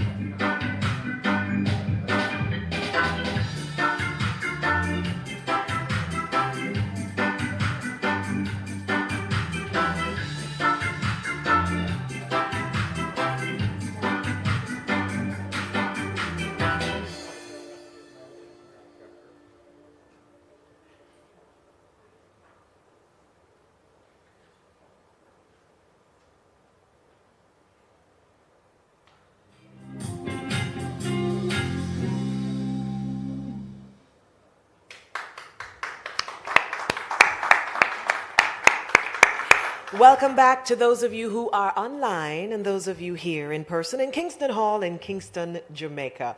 I'd like to mention that not only are we so proud and thankful to the sponsors that we've seen so far, but we also have our accommodation partner, Iberostar, that we would like to mention at this time. A round of applause for all our sponsors, please. And one of those sponsors, legacy partner really, wants to give you $2,000 if it is that you are one of the first 50 people to register for the conference. Then you will receive $2,000 in your digital wallet if you sign up, when you sign up for the GK1 app. So, can I see people reaching for their phones right away? Okay, good. Let me tell you about the app. GK1 provides convenient and mobile access to a range of GK financial services. Key features include receiving Western Union remittances, a digital wallet, of course, to store and manage your funds electronically, a companion GK1 Visa prepaid card that lets you shop online and in stores anywhere Visa is accepted, and bill payments, peer-to-peer transfers. I'm going to stop there, but know that that GK1 app is your key to many things, including this $2,000 in your digital wallet if you're one of the first 50 people to sign up for the conference. So how it works is that they'll provide you with a code when you win to sign up for the app online before the conference so you can access the cash prize. And then on site at the conference, they'll have a team to facilitate the distribution of your card, your GK1 Visa card. So be one of the first 50. I see fingers flying on the phones here, and I know that you folks online are doing the same, registering for the conference. We're moving through, and as we celebrate Jamaica in so many ways, not just the potential through the conference, but also our talent and our culture, we're going to bring one of those representations of our talent to the fore. Please help me welcome from the Jamaica Youth Chorale, Miss Sharona Forrester.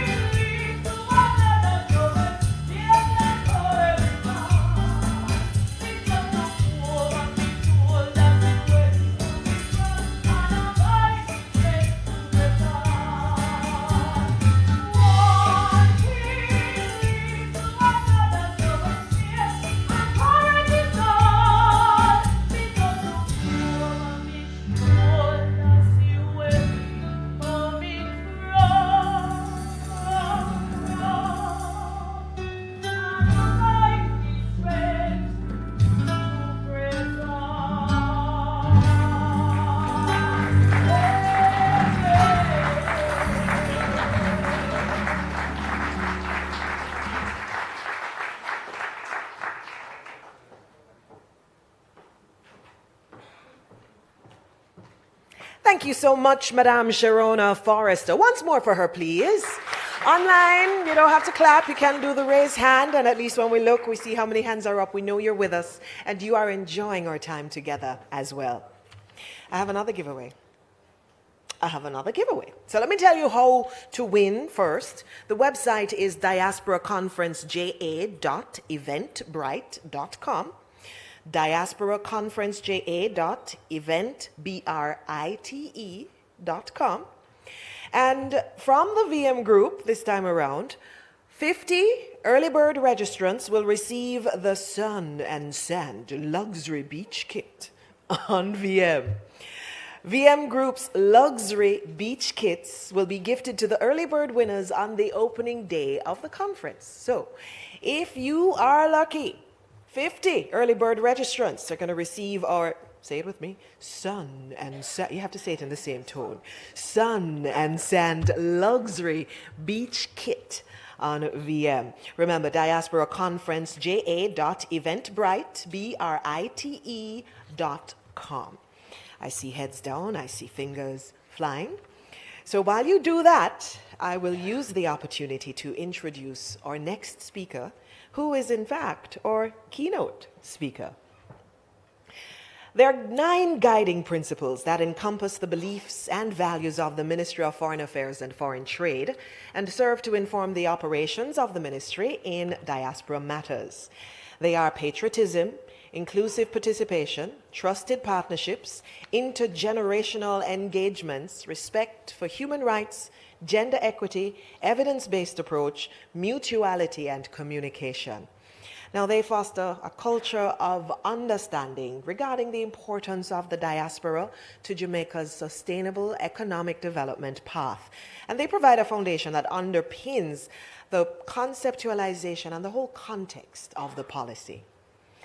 These principles align with the global thrust for meaningful engagement of the diaspora in economic and social life. And against this background, we now invite Senator, the Honorable Kamina Johnson-Smith, Minister of Foreign Affairs and Foreign Trade, to deliver the keynote address. Help me welcome her.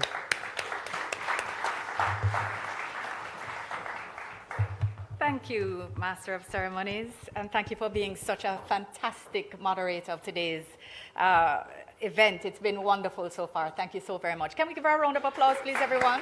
It's been amazing. Colleague ministers and my Minister of State, the Honorable Alanda Terlong, and indeed the entire Ministry of Foreign Affairs and Foreign Trade team represented here today, who have been working day and night together with our partners to make this a successful event and indeed towards a successful conference. Reverend Layla, thank you so very much for the blessings of your prayer this morning. I want to say how very touched I was by your phrasing, where you prayed for the flourishing of Jamaica and all her sons and daughters wherever they shall be across the world. I thought that was such a beautiful way for us to describe the diaspora, which is the very reason, the heart of why we are here. Thank you for that, sir. Conference chair, legacy partner representatives, good morning to you both. Courtney, you've been doing yeoman's effort. Thank you for all.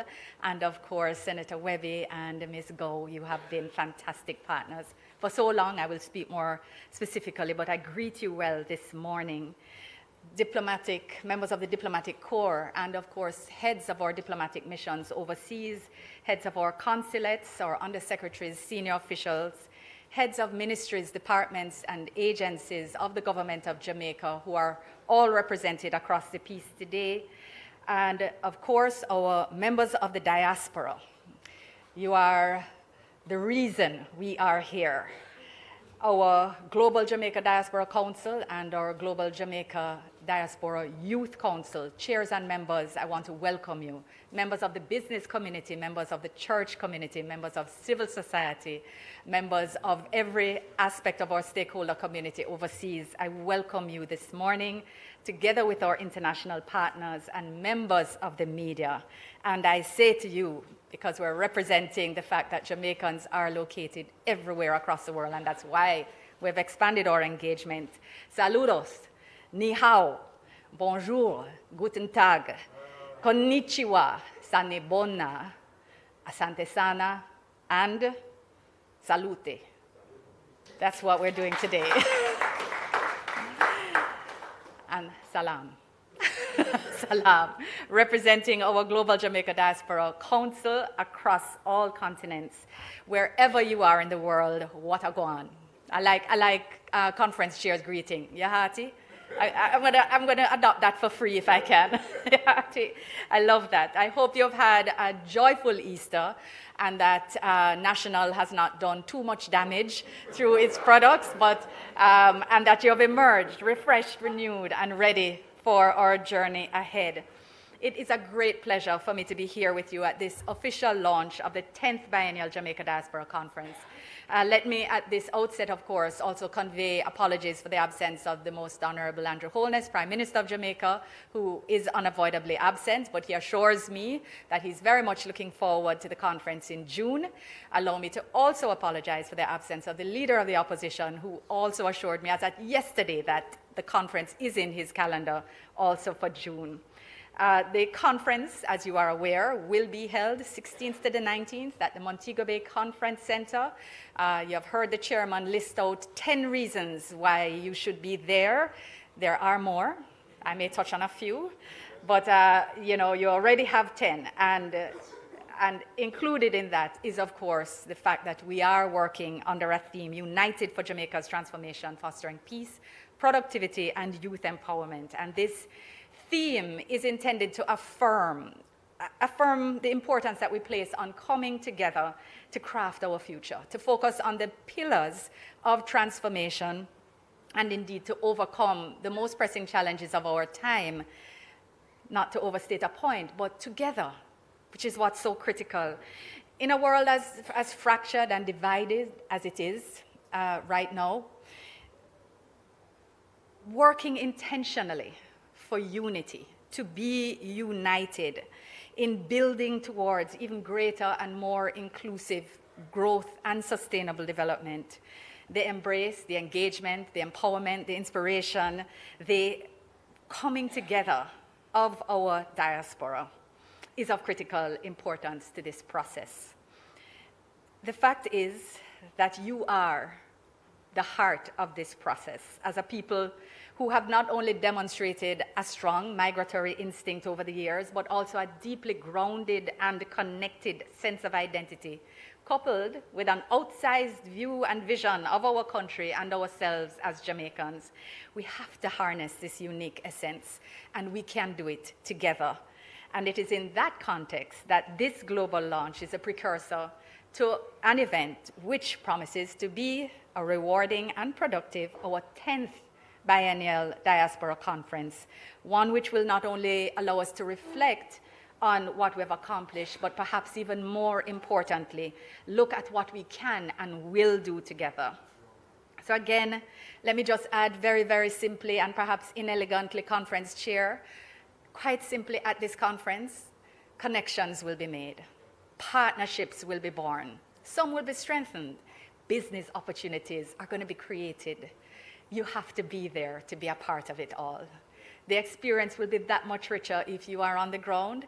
And for those of you who have come before, you know it's good. And this one is going to be better. So we invite you. These conferences have become a time-honored and indeed a signature event on Jamaica's national calendar. And the strong interest that's already being experienced and expressed at home and in the diaspora has been entirely humbling and encouraging. Since my appointment as minister in 2016, I really have felt very privileged to oversee and be involved in the last 3 conferences, going back to the 7th staging in 2017. But I am particularly thrilled that this conference will benefit from the energy and drive of Minister Alanda Terrelong, who since his seamless appointment in May last year, and we're counting, we're saying we can't believe that it's been a year already. But since then, he has been anchoring and driving not only the diaspora portfolio, but getting us ready for this conference. I want to commend him and thank him publicly for all of his efforts thus far and for overseeing the planning and organizing of this 10th staging. As we can see from today, things are going well. Things are going well. Conference chair, I want to extend a special thank you to you again for maintaining an active and impactful level of involvement in diaspora engagement over the years, and for being a reliable and long-standing legacy partner through the VM Group. And so I thank you for this, along with our other legacy partners, Jay and Grace, our outgoing chair, who's always there and who stayed over in the COVID period, even though it was particularly difficult. I know you have all heard it, the patriotism, the passion, the authenticity. There's no pretense. There's no lack of clarity as to where the heart of these companies' success lies, and it lies in their love for Jamaica, and it shines through in you all.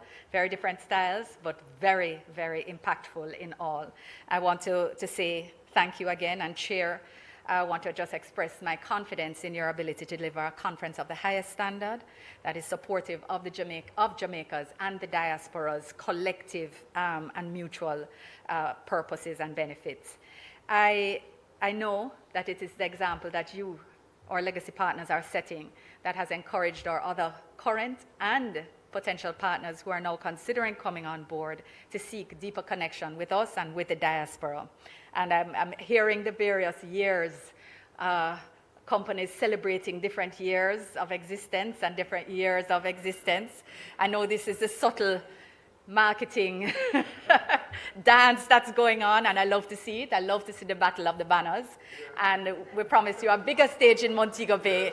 So everybody who is thinking about coming on board, there will be space for your banner too. So please come. It's not too late.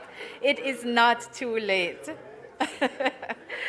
At this point, I want to expressly thank again and just widen my appreciation for all sponsors who have come on board, our platinums in particular, but all of you who have come on board. It's a signal of the growth of the conference, and your being on board sends another signal to the wider business community about the opportunities that exist here. So we thank you very, very much for your participation. Ladies and gentlemen, also watching online and joining us, thank you for monitoring the social media. Elon, it's very helpful feedback from the YouTube page. Glad to know that energy is high. But I want to encourage you to look around. Those who are in the room, have a look around, and those who are following online, just have a look at the comments, the variety of comments that you're seeing. And you'll get a sense of the breadth and diversity of participation in this conference. And it's not by chance, it's not by coincidence. This is a part of the planning. Inclusion and expansion have been the watchwords of diaspora engagement, and they continue so to be. When we speak about unity, it is not a philosophical or conceptual unity. We speak about really bringing everyone together for the good of Jamaica so that she may flourish together with her sons and daughters, wherever they shall be. I think I am definitely writing that down. I don't know, the brain is not as good as it once was. I think I will remember, but I won't, so I'm going to write it down, because it's particularly beautiful, Reverend.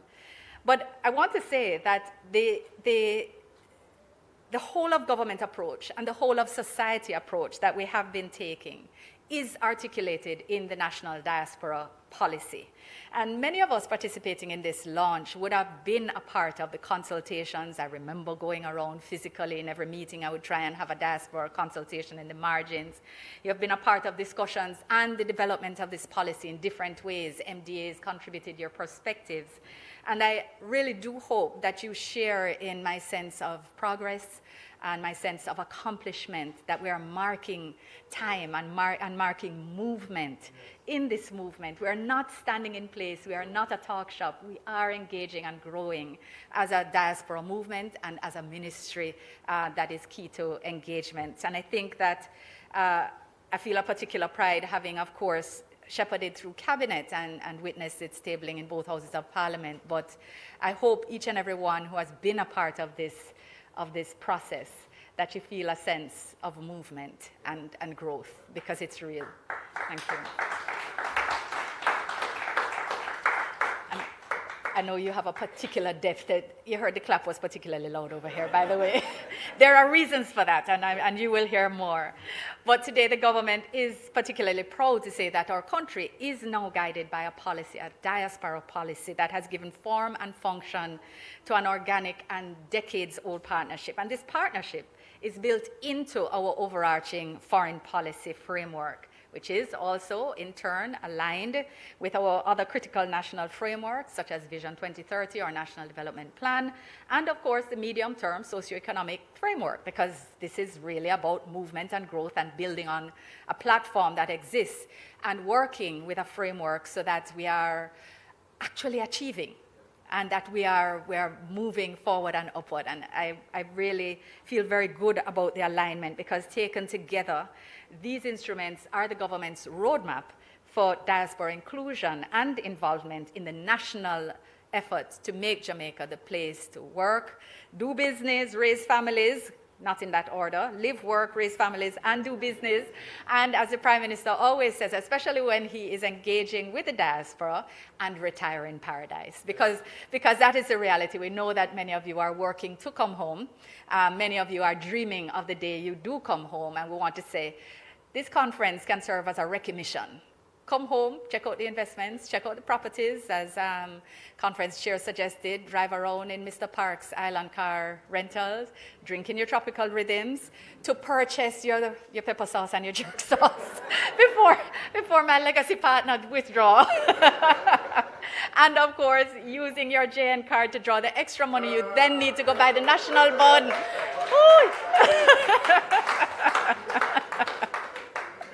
So everybody's there, and VM is, of course, there at the heart. Yes, leading it all. So we very much are looking at how it is that we ensure that the diaspora, as a critical and influential partner in nation building, can move from strength to strength.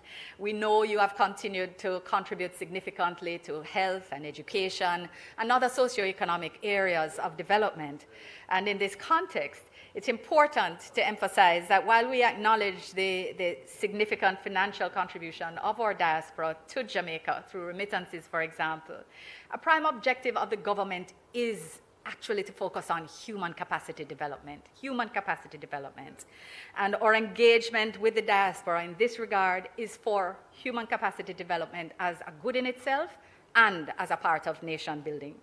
So to this end, our 30-member Global Diaspora Council, Global Jamaica Diaspora Council, which was once an 8-member Diaspora Advisory Board, which now has an election process and which spans different contents and sector representatives that focus on areas beyond health and education into security, environment and climate change, creative industries, and areas of deep belief and engagement across the diaspora. So we're growing and ensuring that the young people find what they're interested in as well, because that is a part of ensuring that we have a succession in engagement.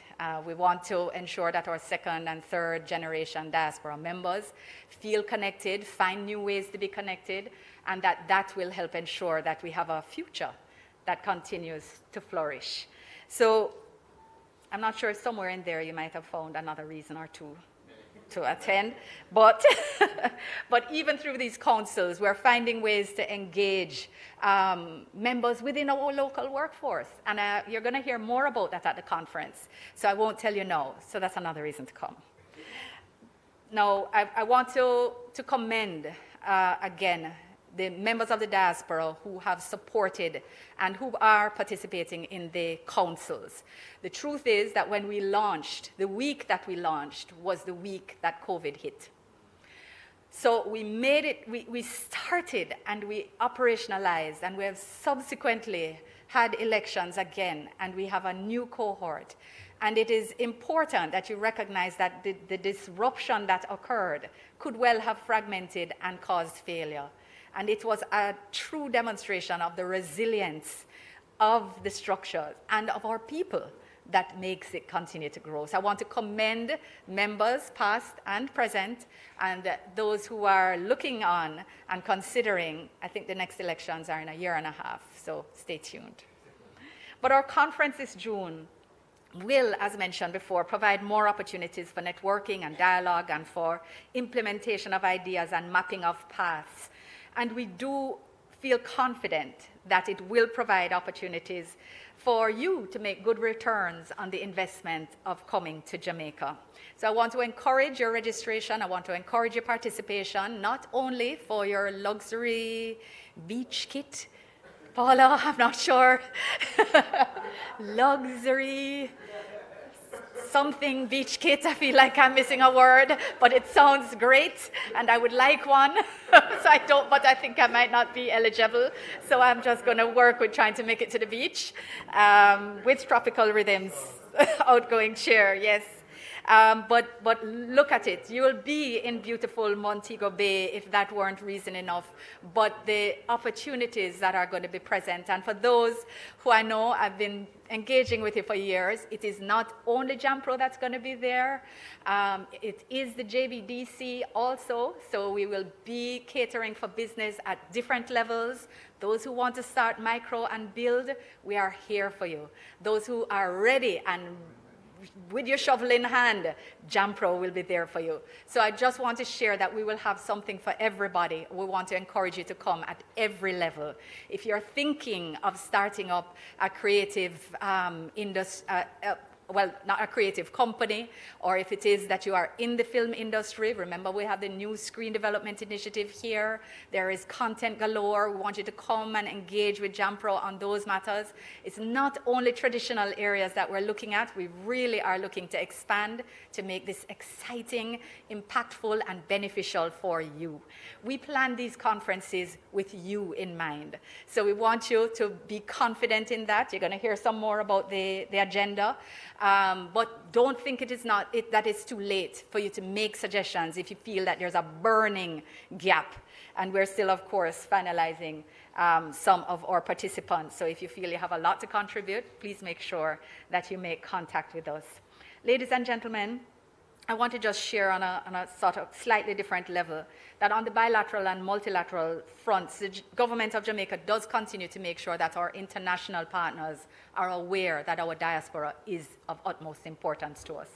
And this has meant that our insistence on issues and our advocacy has, in fact, made our diaspora engagement model a point of reference for other developing countries who are seeking to engage with their diasporas. And this is something of which we can be proud. But what it has also done is obtain development funding for diaspora-related matters. And I want to just share one with you because you have heard a part of it, but then there's another part that will come at the conference. So it's be another reason for you to come. But one of the things that we obtained was a $200,000 US grant to develop our Jam Dem platform, which Minister Terry Long received the handover from the International Organization for Migration earlier this year, and we will be launching officially in June. So we have been listening to you for years. Diaspora members, you have wanted a specific path for your investment. We have heard you, and it's going to be here in June. So again, another reason to come.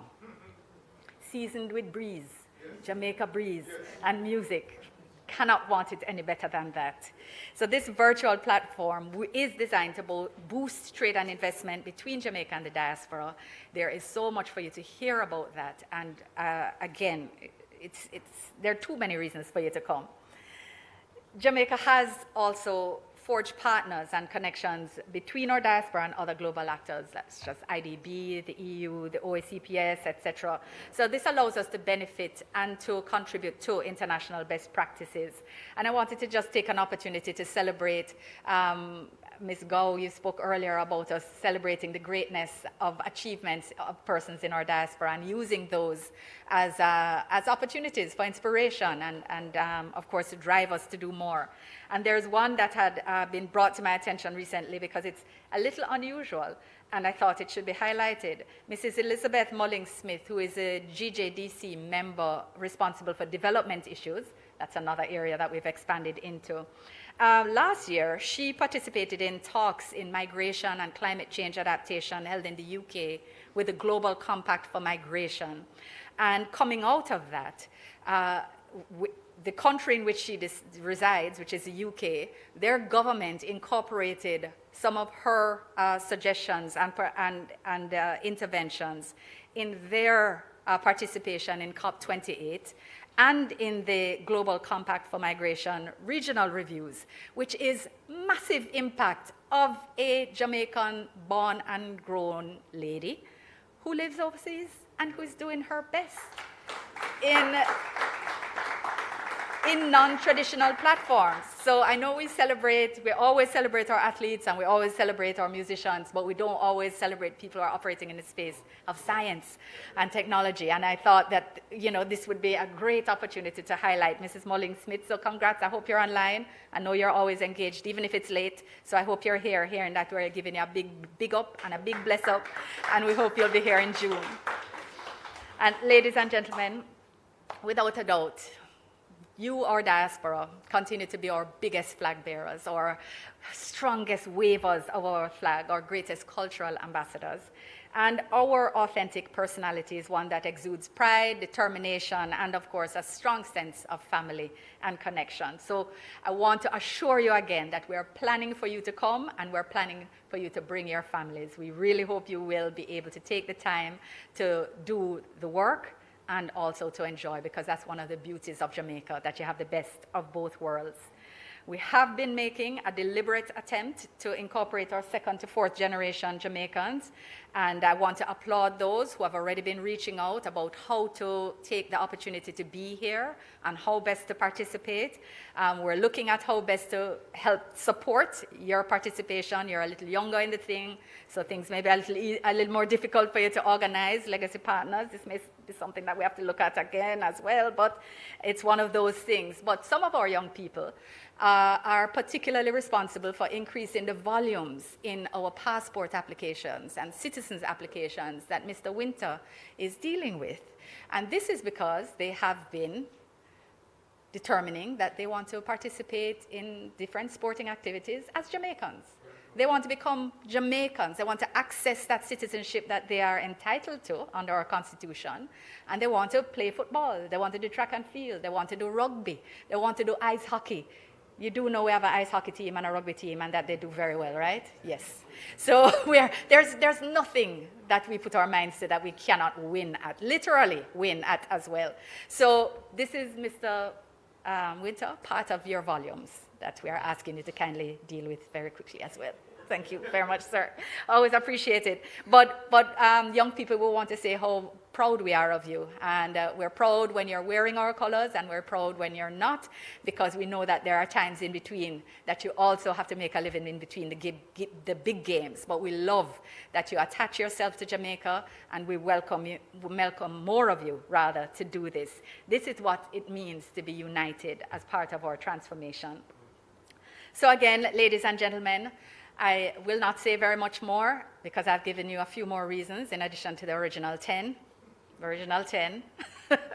to come. But I want us to work together to make that 1,000-person target in person, 1,000-person target.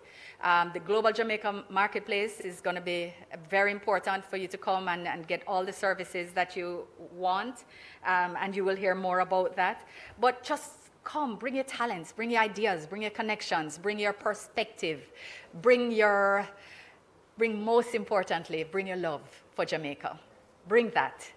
We have a lot here, but we want you to bring more. And together, we will be united for the transformation of this beautiful Jamaica land we love. We're going to deal with peace. We're going to deal with the productivity. We're going to empower our young people, and we will become paradise. Thank you all very much.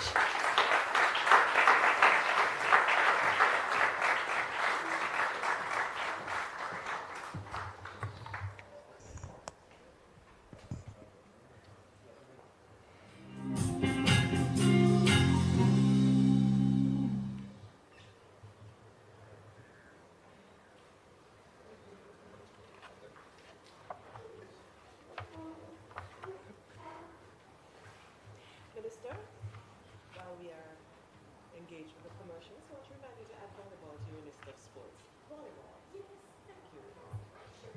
You should have.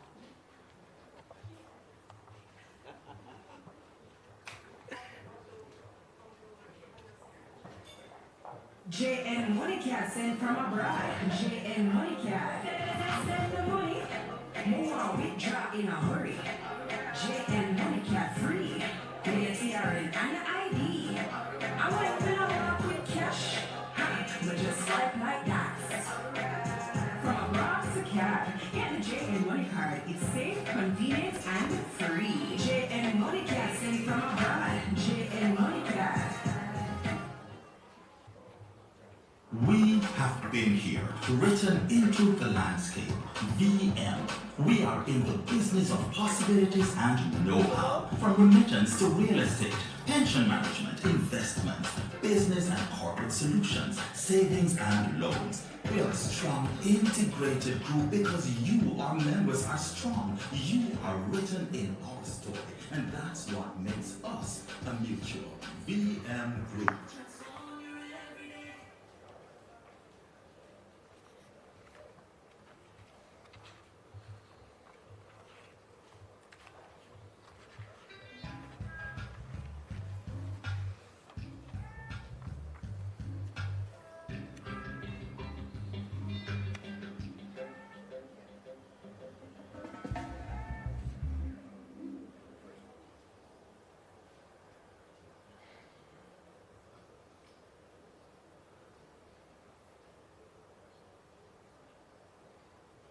You know it's national.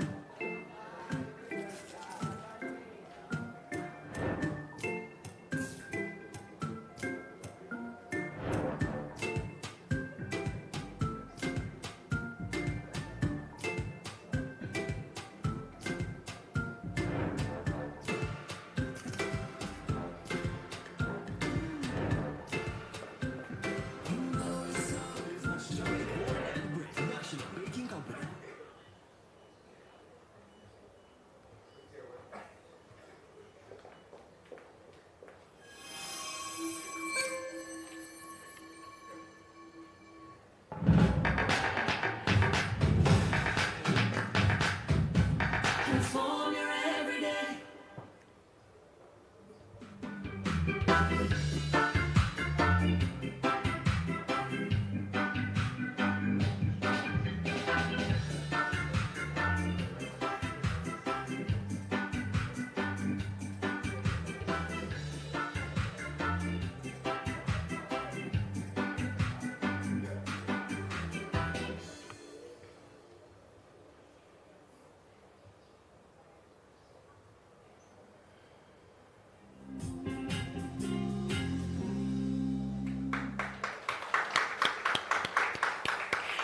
Welcome back to the official launch of the 10th Biennial Jamaica Diaspora Conference.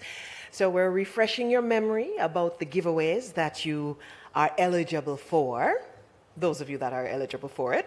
Minister, you were almost there. Sun and Sand Luxury Beach Kit. There we go. Sun and Sand Luxury Beach Kits being given away to persons who are among the early bird registrants. There are 50 of them, so get going right now with the sign up. Also, first 50 people to register for the conference will receive $2,000 in their GK1 digital wallets. So make sure you sign up for that GK1 app and register for the conference. And the website is diasporaconference.eventbrite.com.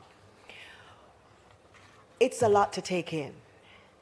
It's so many reasons, way beyond the initial 10 and the 20 or more others added by the minister. We want to put all of that in the context of exactly what's going to happen. And so we're asking Dr. Kevin Brown, president of UTEC, to now bring an overview of the conference program. Help me welcome him, please. Thank you. Thank you, Paula. Good afternoon, everyone. You're still with us? I know it's been a long launch event, but surely I'm hoping that you found it very informative. Many reasons. I know we have had more than 10 reasons as to why you should be part of the conference.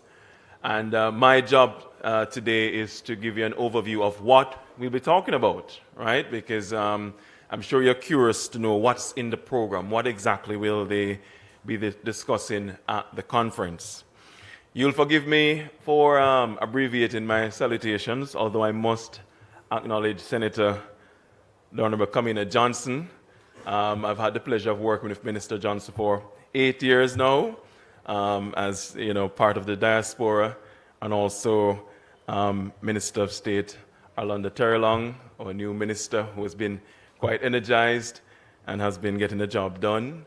I also acknowledge Minister Chuck. Thank you for joining. Other ministers who are here, members of the government, and my forever young chair of conference, my good friend Courtney Campbell, again someone I know very well, who is committed to the diaspora with VM Group and all the good things they do for the diaspora over the years and continue to do.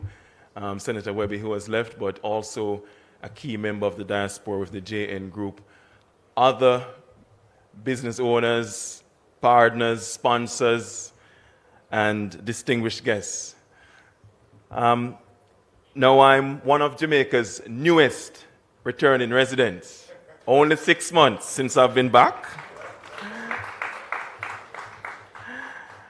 And I'm really happy to be back as head of the University of Technology. But I was in the UK for 23 years. And like most people who've been abroad, we all go there for how many years? We're meant to be there for what? 5, right? 5 is the magic number. We all, and so that was my plan. I went there to further my studies as an international student and thought I'd come back to Jamaica, and make a difference. And somehow 5 became 10 and 10 became 20 until, I was called home to serve. But during that time, I was very active in the diaspora. And I've seen the diaspora movement grow. And I'm so proud that we're about to have our 10th biennial conference, which means that we've been going for 20 years, the first conference being in 2004. And the good thing about the diaspora conference is that it transcends government administrations. Doesn't matter who is in power, we are committed to the diaspora. And that is because the diaspora is an important fabric of Jamaica. So I want to congratulate everyone involved in this year's staging. But before I talk about the content of the conference program, I want to acknowledge Professor Ying. Professor Ying, if you could stand for me, sir. Normally, it would be Professor Ying who would be standing right here. So I'm the younger version, right? I don't know which one of us is more handsome, but I'm the younger version. And so we are seeing a changing of the guard. Someone who I have had the pleasure of being my mentor, someone who is committed to the diaspora project, and has been for many years the one leading on the conference program. But as we know, cycles change, and I'm really proud to be standing on your shoulders, sir. So can we just acknowledge Professor Ying once more? Thank you for your service, Professor Ying. And I know I hope you won't judge me too hard on the program we're putting together this year, all right? Don't worry, I'll be coming to get your buy-off on it as well. I also wish to acknowledge members of the Global Jamaica Diaspora Council, members of the Global Jamaica Diaspora Youth Council, who I know have been active in the consultation process. How do you put together a diaspora conference? 3 million people to satisfy overseas, plus those in Jamaica as well. How do you formulate a program that captures the themes and the salient conversations that we all want to have? And over the years, we've been having consultations with the diaspora, through diaspora associations, through the consulates, and here in Jamaica as well. And we've always tried to capture the main themes. This year, we will be aiming to put the diaspora at the heart of the conversation in the format of the conference with respect to panel discussions that will allow for interactive discussion. Now, somebody say, well, I heard that before. But I'm promising you that we will do it this time round. So when you come to the conference, you will be able to participate fully in the conversation, right? It won't be us talking at you, but you will be able to have your voice. Of course, we'll have some keynote speakers, but the bulk of the conference will be interactive. Now, the theme of the conference is United for Jamaica's Transformation, Fostering Peace, Productivity, and Youth Empowerment. United. I want to say to my friends in the diaspora, we have to unite to develop Jamaica. Developing Jamaica is not a government-only project. All of us have to participate in that initiative. And so we are assembling in June, united, to have the conversation, right? And to share our opinions and thoughts on how we have a better Jamaica through fostering peace, productivity, and to empower our young people. And so, as always with most conferences, we will continue with our church service. So there'll be a church service on the Saturday, there'll be a church service on the Sunday, along with our opening ceremony. And the opening ceremonies are always a very exciting and colorful event. And in terms of registration, I know our project manager, Lisa, and we're meant to be launching an Eventbrite page fairly soon in short order for you to register and to commit to attending the conference. We are aiming to have 1,000 of you in Montego Bay in June. And so as part of the program, we will have our normal marketplace. But the chair of the conference, Mr. Campbell, wants the diaspora to know that this year the marketplace will not just be about Jamaican businesses having a presence. We want the diaspora businesses to also book their place at the conference for the marketplace. Come and tell us about your businesses in the diaspora. Right? So make sure you book your place and come down. It's not just about you seeing the Jamaican-based businesses, but we also want you to advertise your enterprises here. So let me just go through very quickly the topics of discussion. You've heard us talk a lot about investing in Jamaica. I can tell you I've returned to Jamaica. I live in the corporate area. It's a construction site. Jamaica is building, all right? And so what we want is for the diaspora to be part of this construction boom. I was in the diaspora, and I know one of the things we complain about is, well, other people are coming to own Jamaica. Well, here's the thing. That's fine. But it's also your opportunity to own Jamaica too. Jamaica is open to you. It's yours, not because you live overseas, and you should come and claim Jamaica. The opportunity is there. Jamaica is open for business. So we will be talking about investment and business opportunities. You will hear more from Jampro, who I can say from my experience at Jampro has been a fantastic facilitator for anyone who wants to do business in Jamaica, but they've also assisted many Jamaican businesses to take their enterprise overseas as well. We will talk about small businesses. We will talk about Jamaica's growing startup ecosystem. There are lots of startups here, including our startup incubator at the University of Technology, and many more. There are opportunities for young people in the diaspora who want to come home with their tech startups. You can do it right here in Jamaica. So we'll be having that as a major plenary session at the conference, and you'll be hearing from government ministers and others as well. And again, that will be an interactive session where you will have your say. We will also talk about education. The Ministry of Education has launched its transformation program. And at the heart of the transformation program is the diaspora. The diaspora has always supported Jamaica's education. During the COVID-19 pandemic, it was the diaspora who answered the call to donate tablets. It's the diaspora who is donating books. It's the diaspora who is always trying to give back to schools. But now as we enter the digital age and we're now modernizing our school system, and you hear the government talk about the launch of STEM schools, we again need the diaspora to come to the conference to tell us and to share with us how Jamaica can continue to grow its education system as we enter this technological age that keeps changing so rapidly. How do we ensure that our curriculum is fit for purpose? How do we ensure that our schools are well equipped in giving back to Jamaica? Come and tell us what you can do for Jamaica and how you think we should be shaping our policies. We want to hear from you. There are many of you in the diaspora who are esteemed education professionals. Come home, come to the conference and tell us, share with us your thoughts on the issue. In addition to education, we will be talking about how we can support our diaspora wherever you are. Many of you complain that, well, it seems to be a one-way conversation. The government keeps asking us, well, give to Jamaica, give to Jamaica. Well, that's not the case. It is a reciprocal relationship, and we will be talking about how the government can support you in your local regions where you live, how we can support you with some of the challenges that you face, and how we can ensure that doing business with the government and with the private sector is easier. You heard Minister talk about the soon-to-be-launched JamDem portal.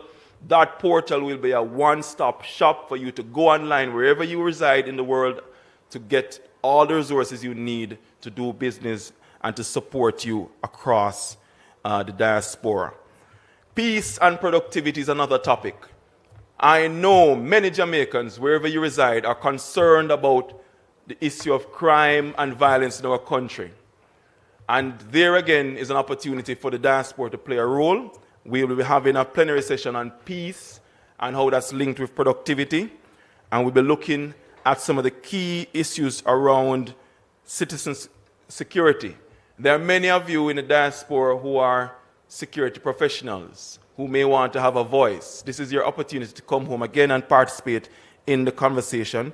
We'll be having members of the security forces here, as well as people who are doing very innovative approaches to peace development in Jamaica. Not just about policing, but also how do you go in there and capture the hearts and minds of young people who are not in work.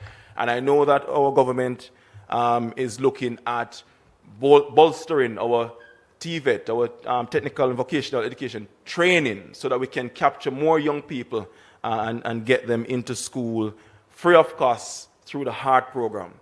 But we want to have that conversation with our diaspora as well, and to ensure that we hear your opinions on the matter.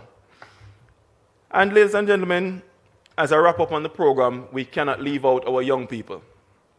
There's one thing I have observed with the diaspora. My grandfather went to the UK in 1951, tried his hand at it first in America, cutting cane. So this farm working thing go way back. So he went to the 50s to Florida to cut cane, found that there were snakes in the cane, so because they don't burn the cane there, so you're cutting the cane and all the rodents and snakes are there. So he said, well, let me try the UK. And he went to the UK in the 50s.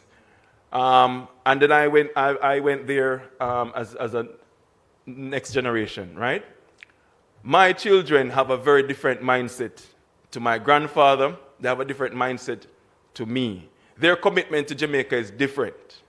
They are not going to be the generation that sends home millions of US dollars of remittances to this country. So let it be known now, if you haven't heard it before. They are not going to be the ones. They want to come and invest in Jamaica. They want to see what Jamaica can offer them. It's a very different value proposition. And we now have to have the conversation in a conference like the Diaspora Conference to say, okay, well, how do we really engage these young people? Because they're not going to, the generation of the remittances, unfortunately, is going.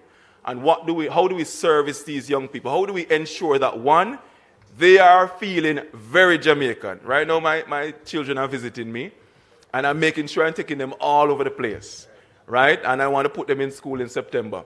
And I'm saying to the diaspora, you can also send your children to school here. We have good schools. You can send them to university here. We have good universities, right?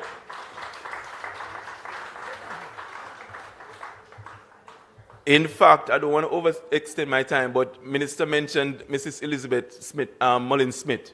Mrs. Elizabeth Mullins-Smith resides in the UK. She sent her daughter to do medicine at the University of the West Indies. Her daughter completed her studies, is a doctor working in the UK, right? So I just want to show you that let us break the stereotype of what is Jamaica. Let us break that stereotype.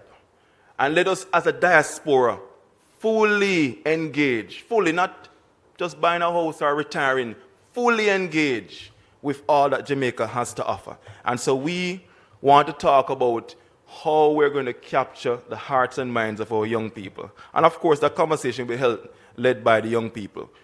We will talk about healthcare and how you can support our health services. And I'm just going to quickly wrap up by saying that, ladies and gentlemen, this conference is a conference that acknowledges that we are in a technological age, and we will certainly try to ensure that you can reach us on social media, you can interact with us and the plenary sessions live online, and we will be ensuring that, if nothing else, you leave the conference feeling like you've had an amazing experience, where you've had the opportunity to fully ventilate on all the matters. And before I forget, that we are also going to, because I remember I have a friend here, Silburn Sidal, visiting from the UK. And Silburn came up to me before I came and said, are they going to talk about, is there anything political on the agenda at conference? Yes, Silburn, we will be talking, we will be talking about constitutional reform in Jamaica, right? And I know the Ministry for Constitutional Affairs has been having town halls in diaspora. We'll be having a discussion on constitutional reform in the conference. I know some of you want to know about diaspora voting and all the rest of it. Well, come and join the conversation at the conference as well. So I want to congratulate the organizers for putting on what will be a very special event, and I look forward to seeing you all there in Montego Bay in June. Thank you.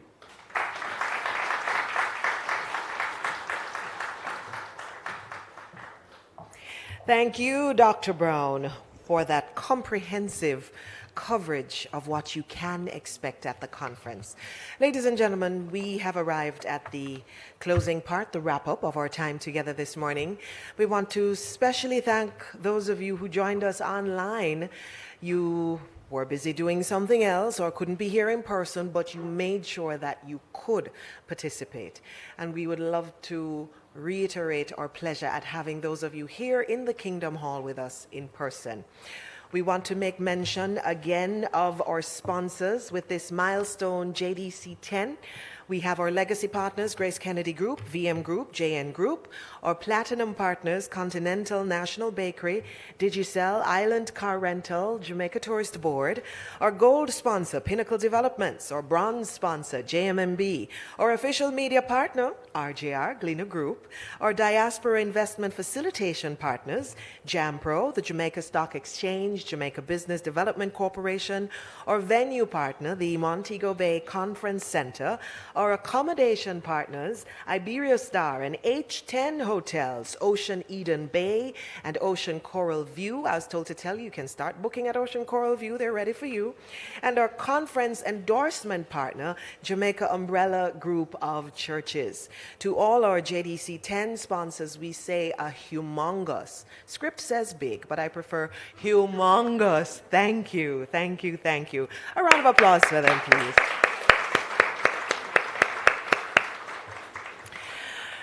And of course, sincere gratitude to the JDC 10 project team, the hardworking staff of the Ministry of Foreign Affairs and Foreign Trade, who will not only see the conference through to its successful execution, but ensure that post-conference, the ideas, the recommendations, all the information that you have brought to that table will be collated and assessed. And this will be instrumental in crafting a pathway for future engagement and purposeful action. So, ladies and gentlemen, thank you so much. We reiterate as we close that this is all for our beautiful island, Jamaica. Jamaica, land of beauty. We promise faithfully to serve thee with our talents and bring our gifts to thee. Bring your gifts to the Montego Bay Conference Center, June 16 to 19, for the 10th Biennial Jamaica Diaspora Conference. Have a lovely day.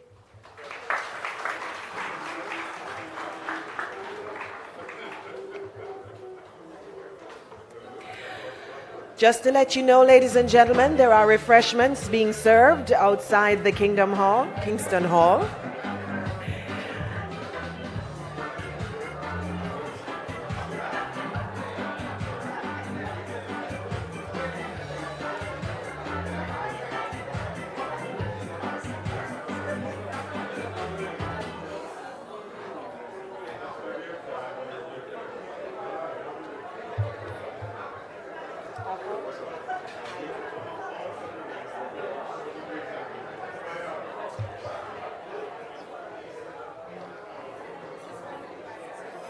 Oh, you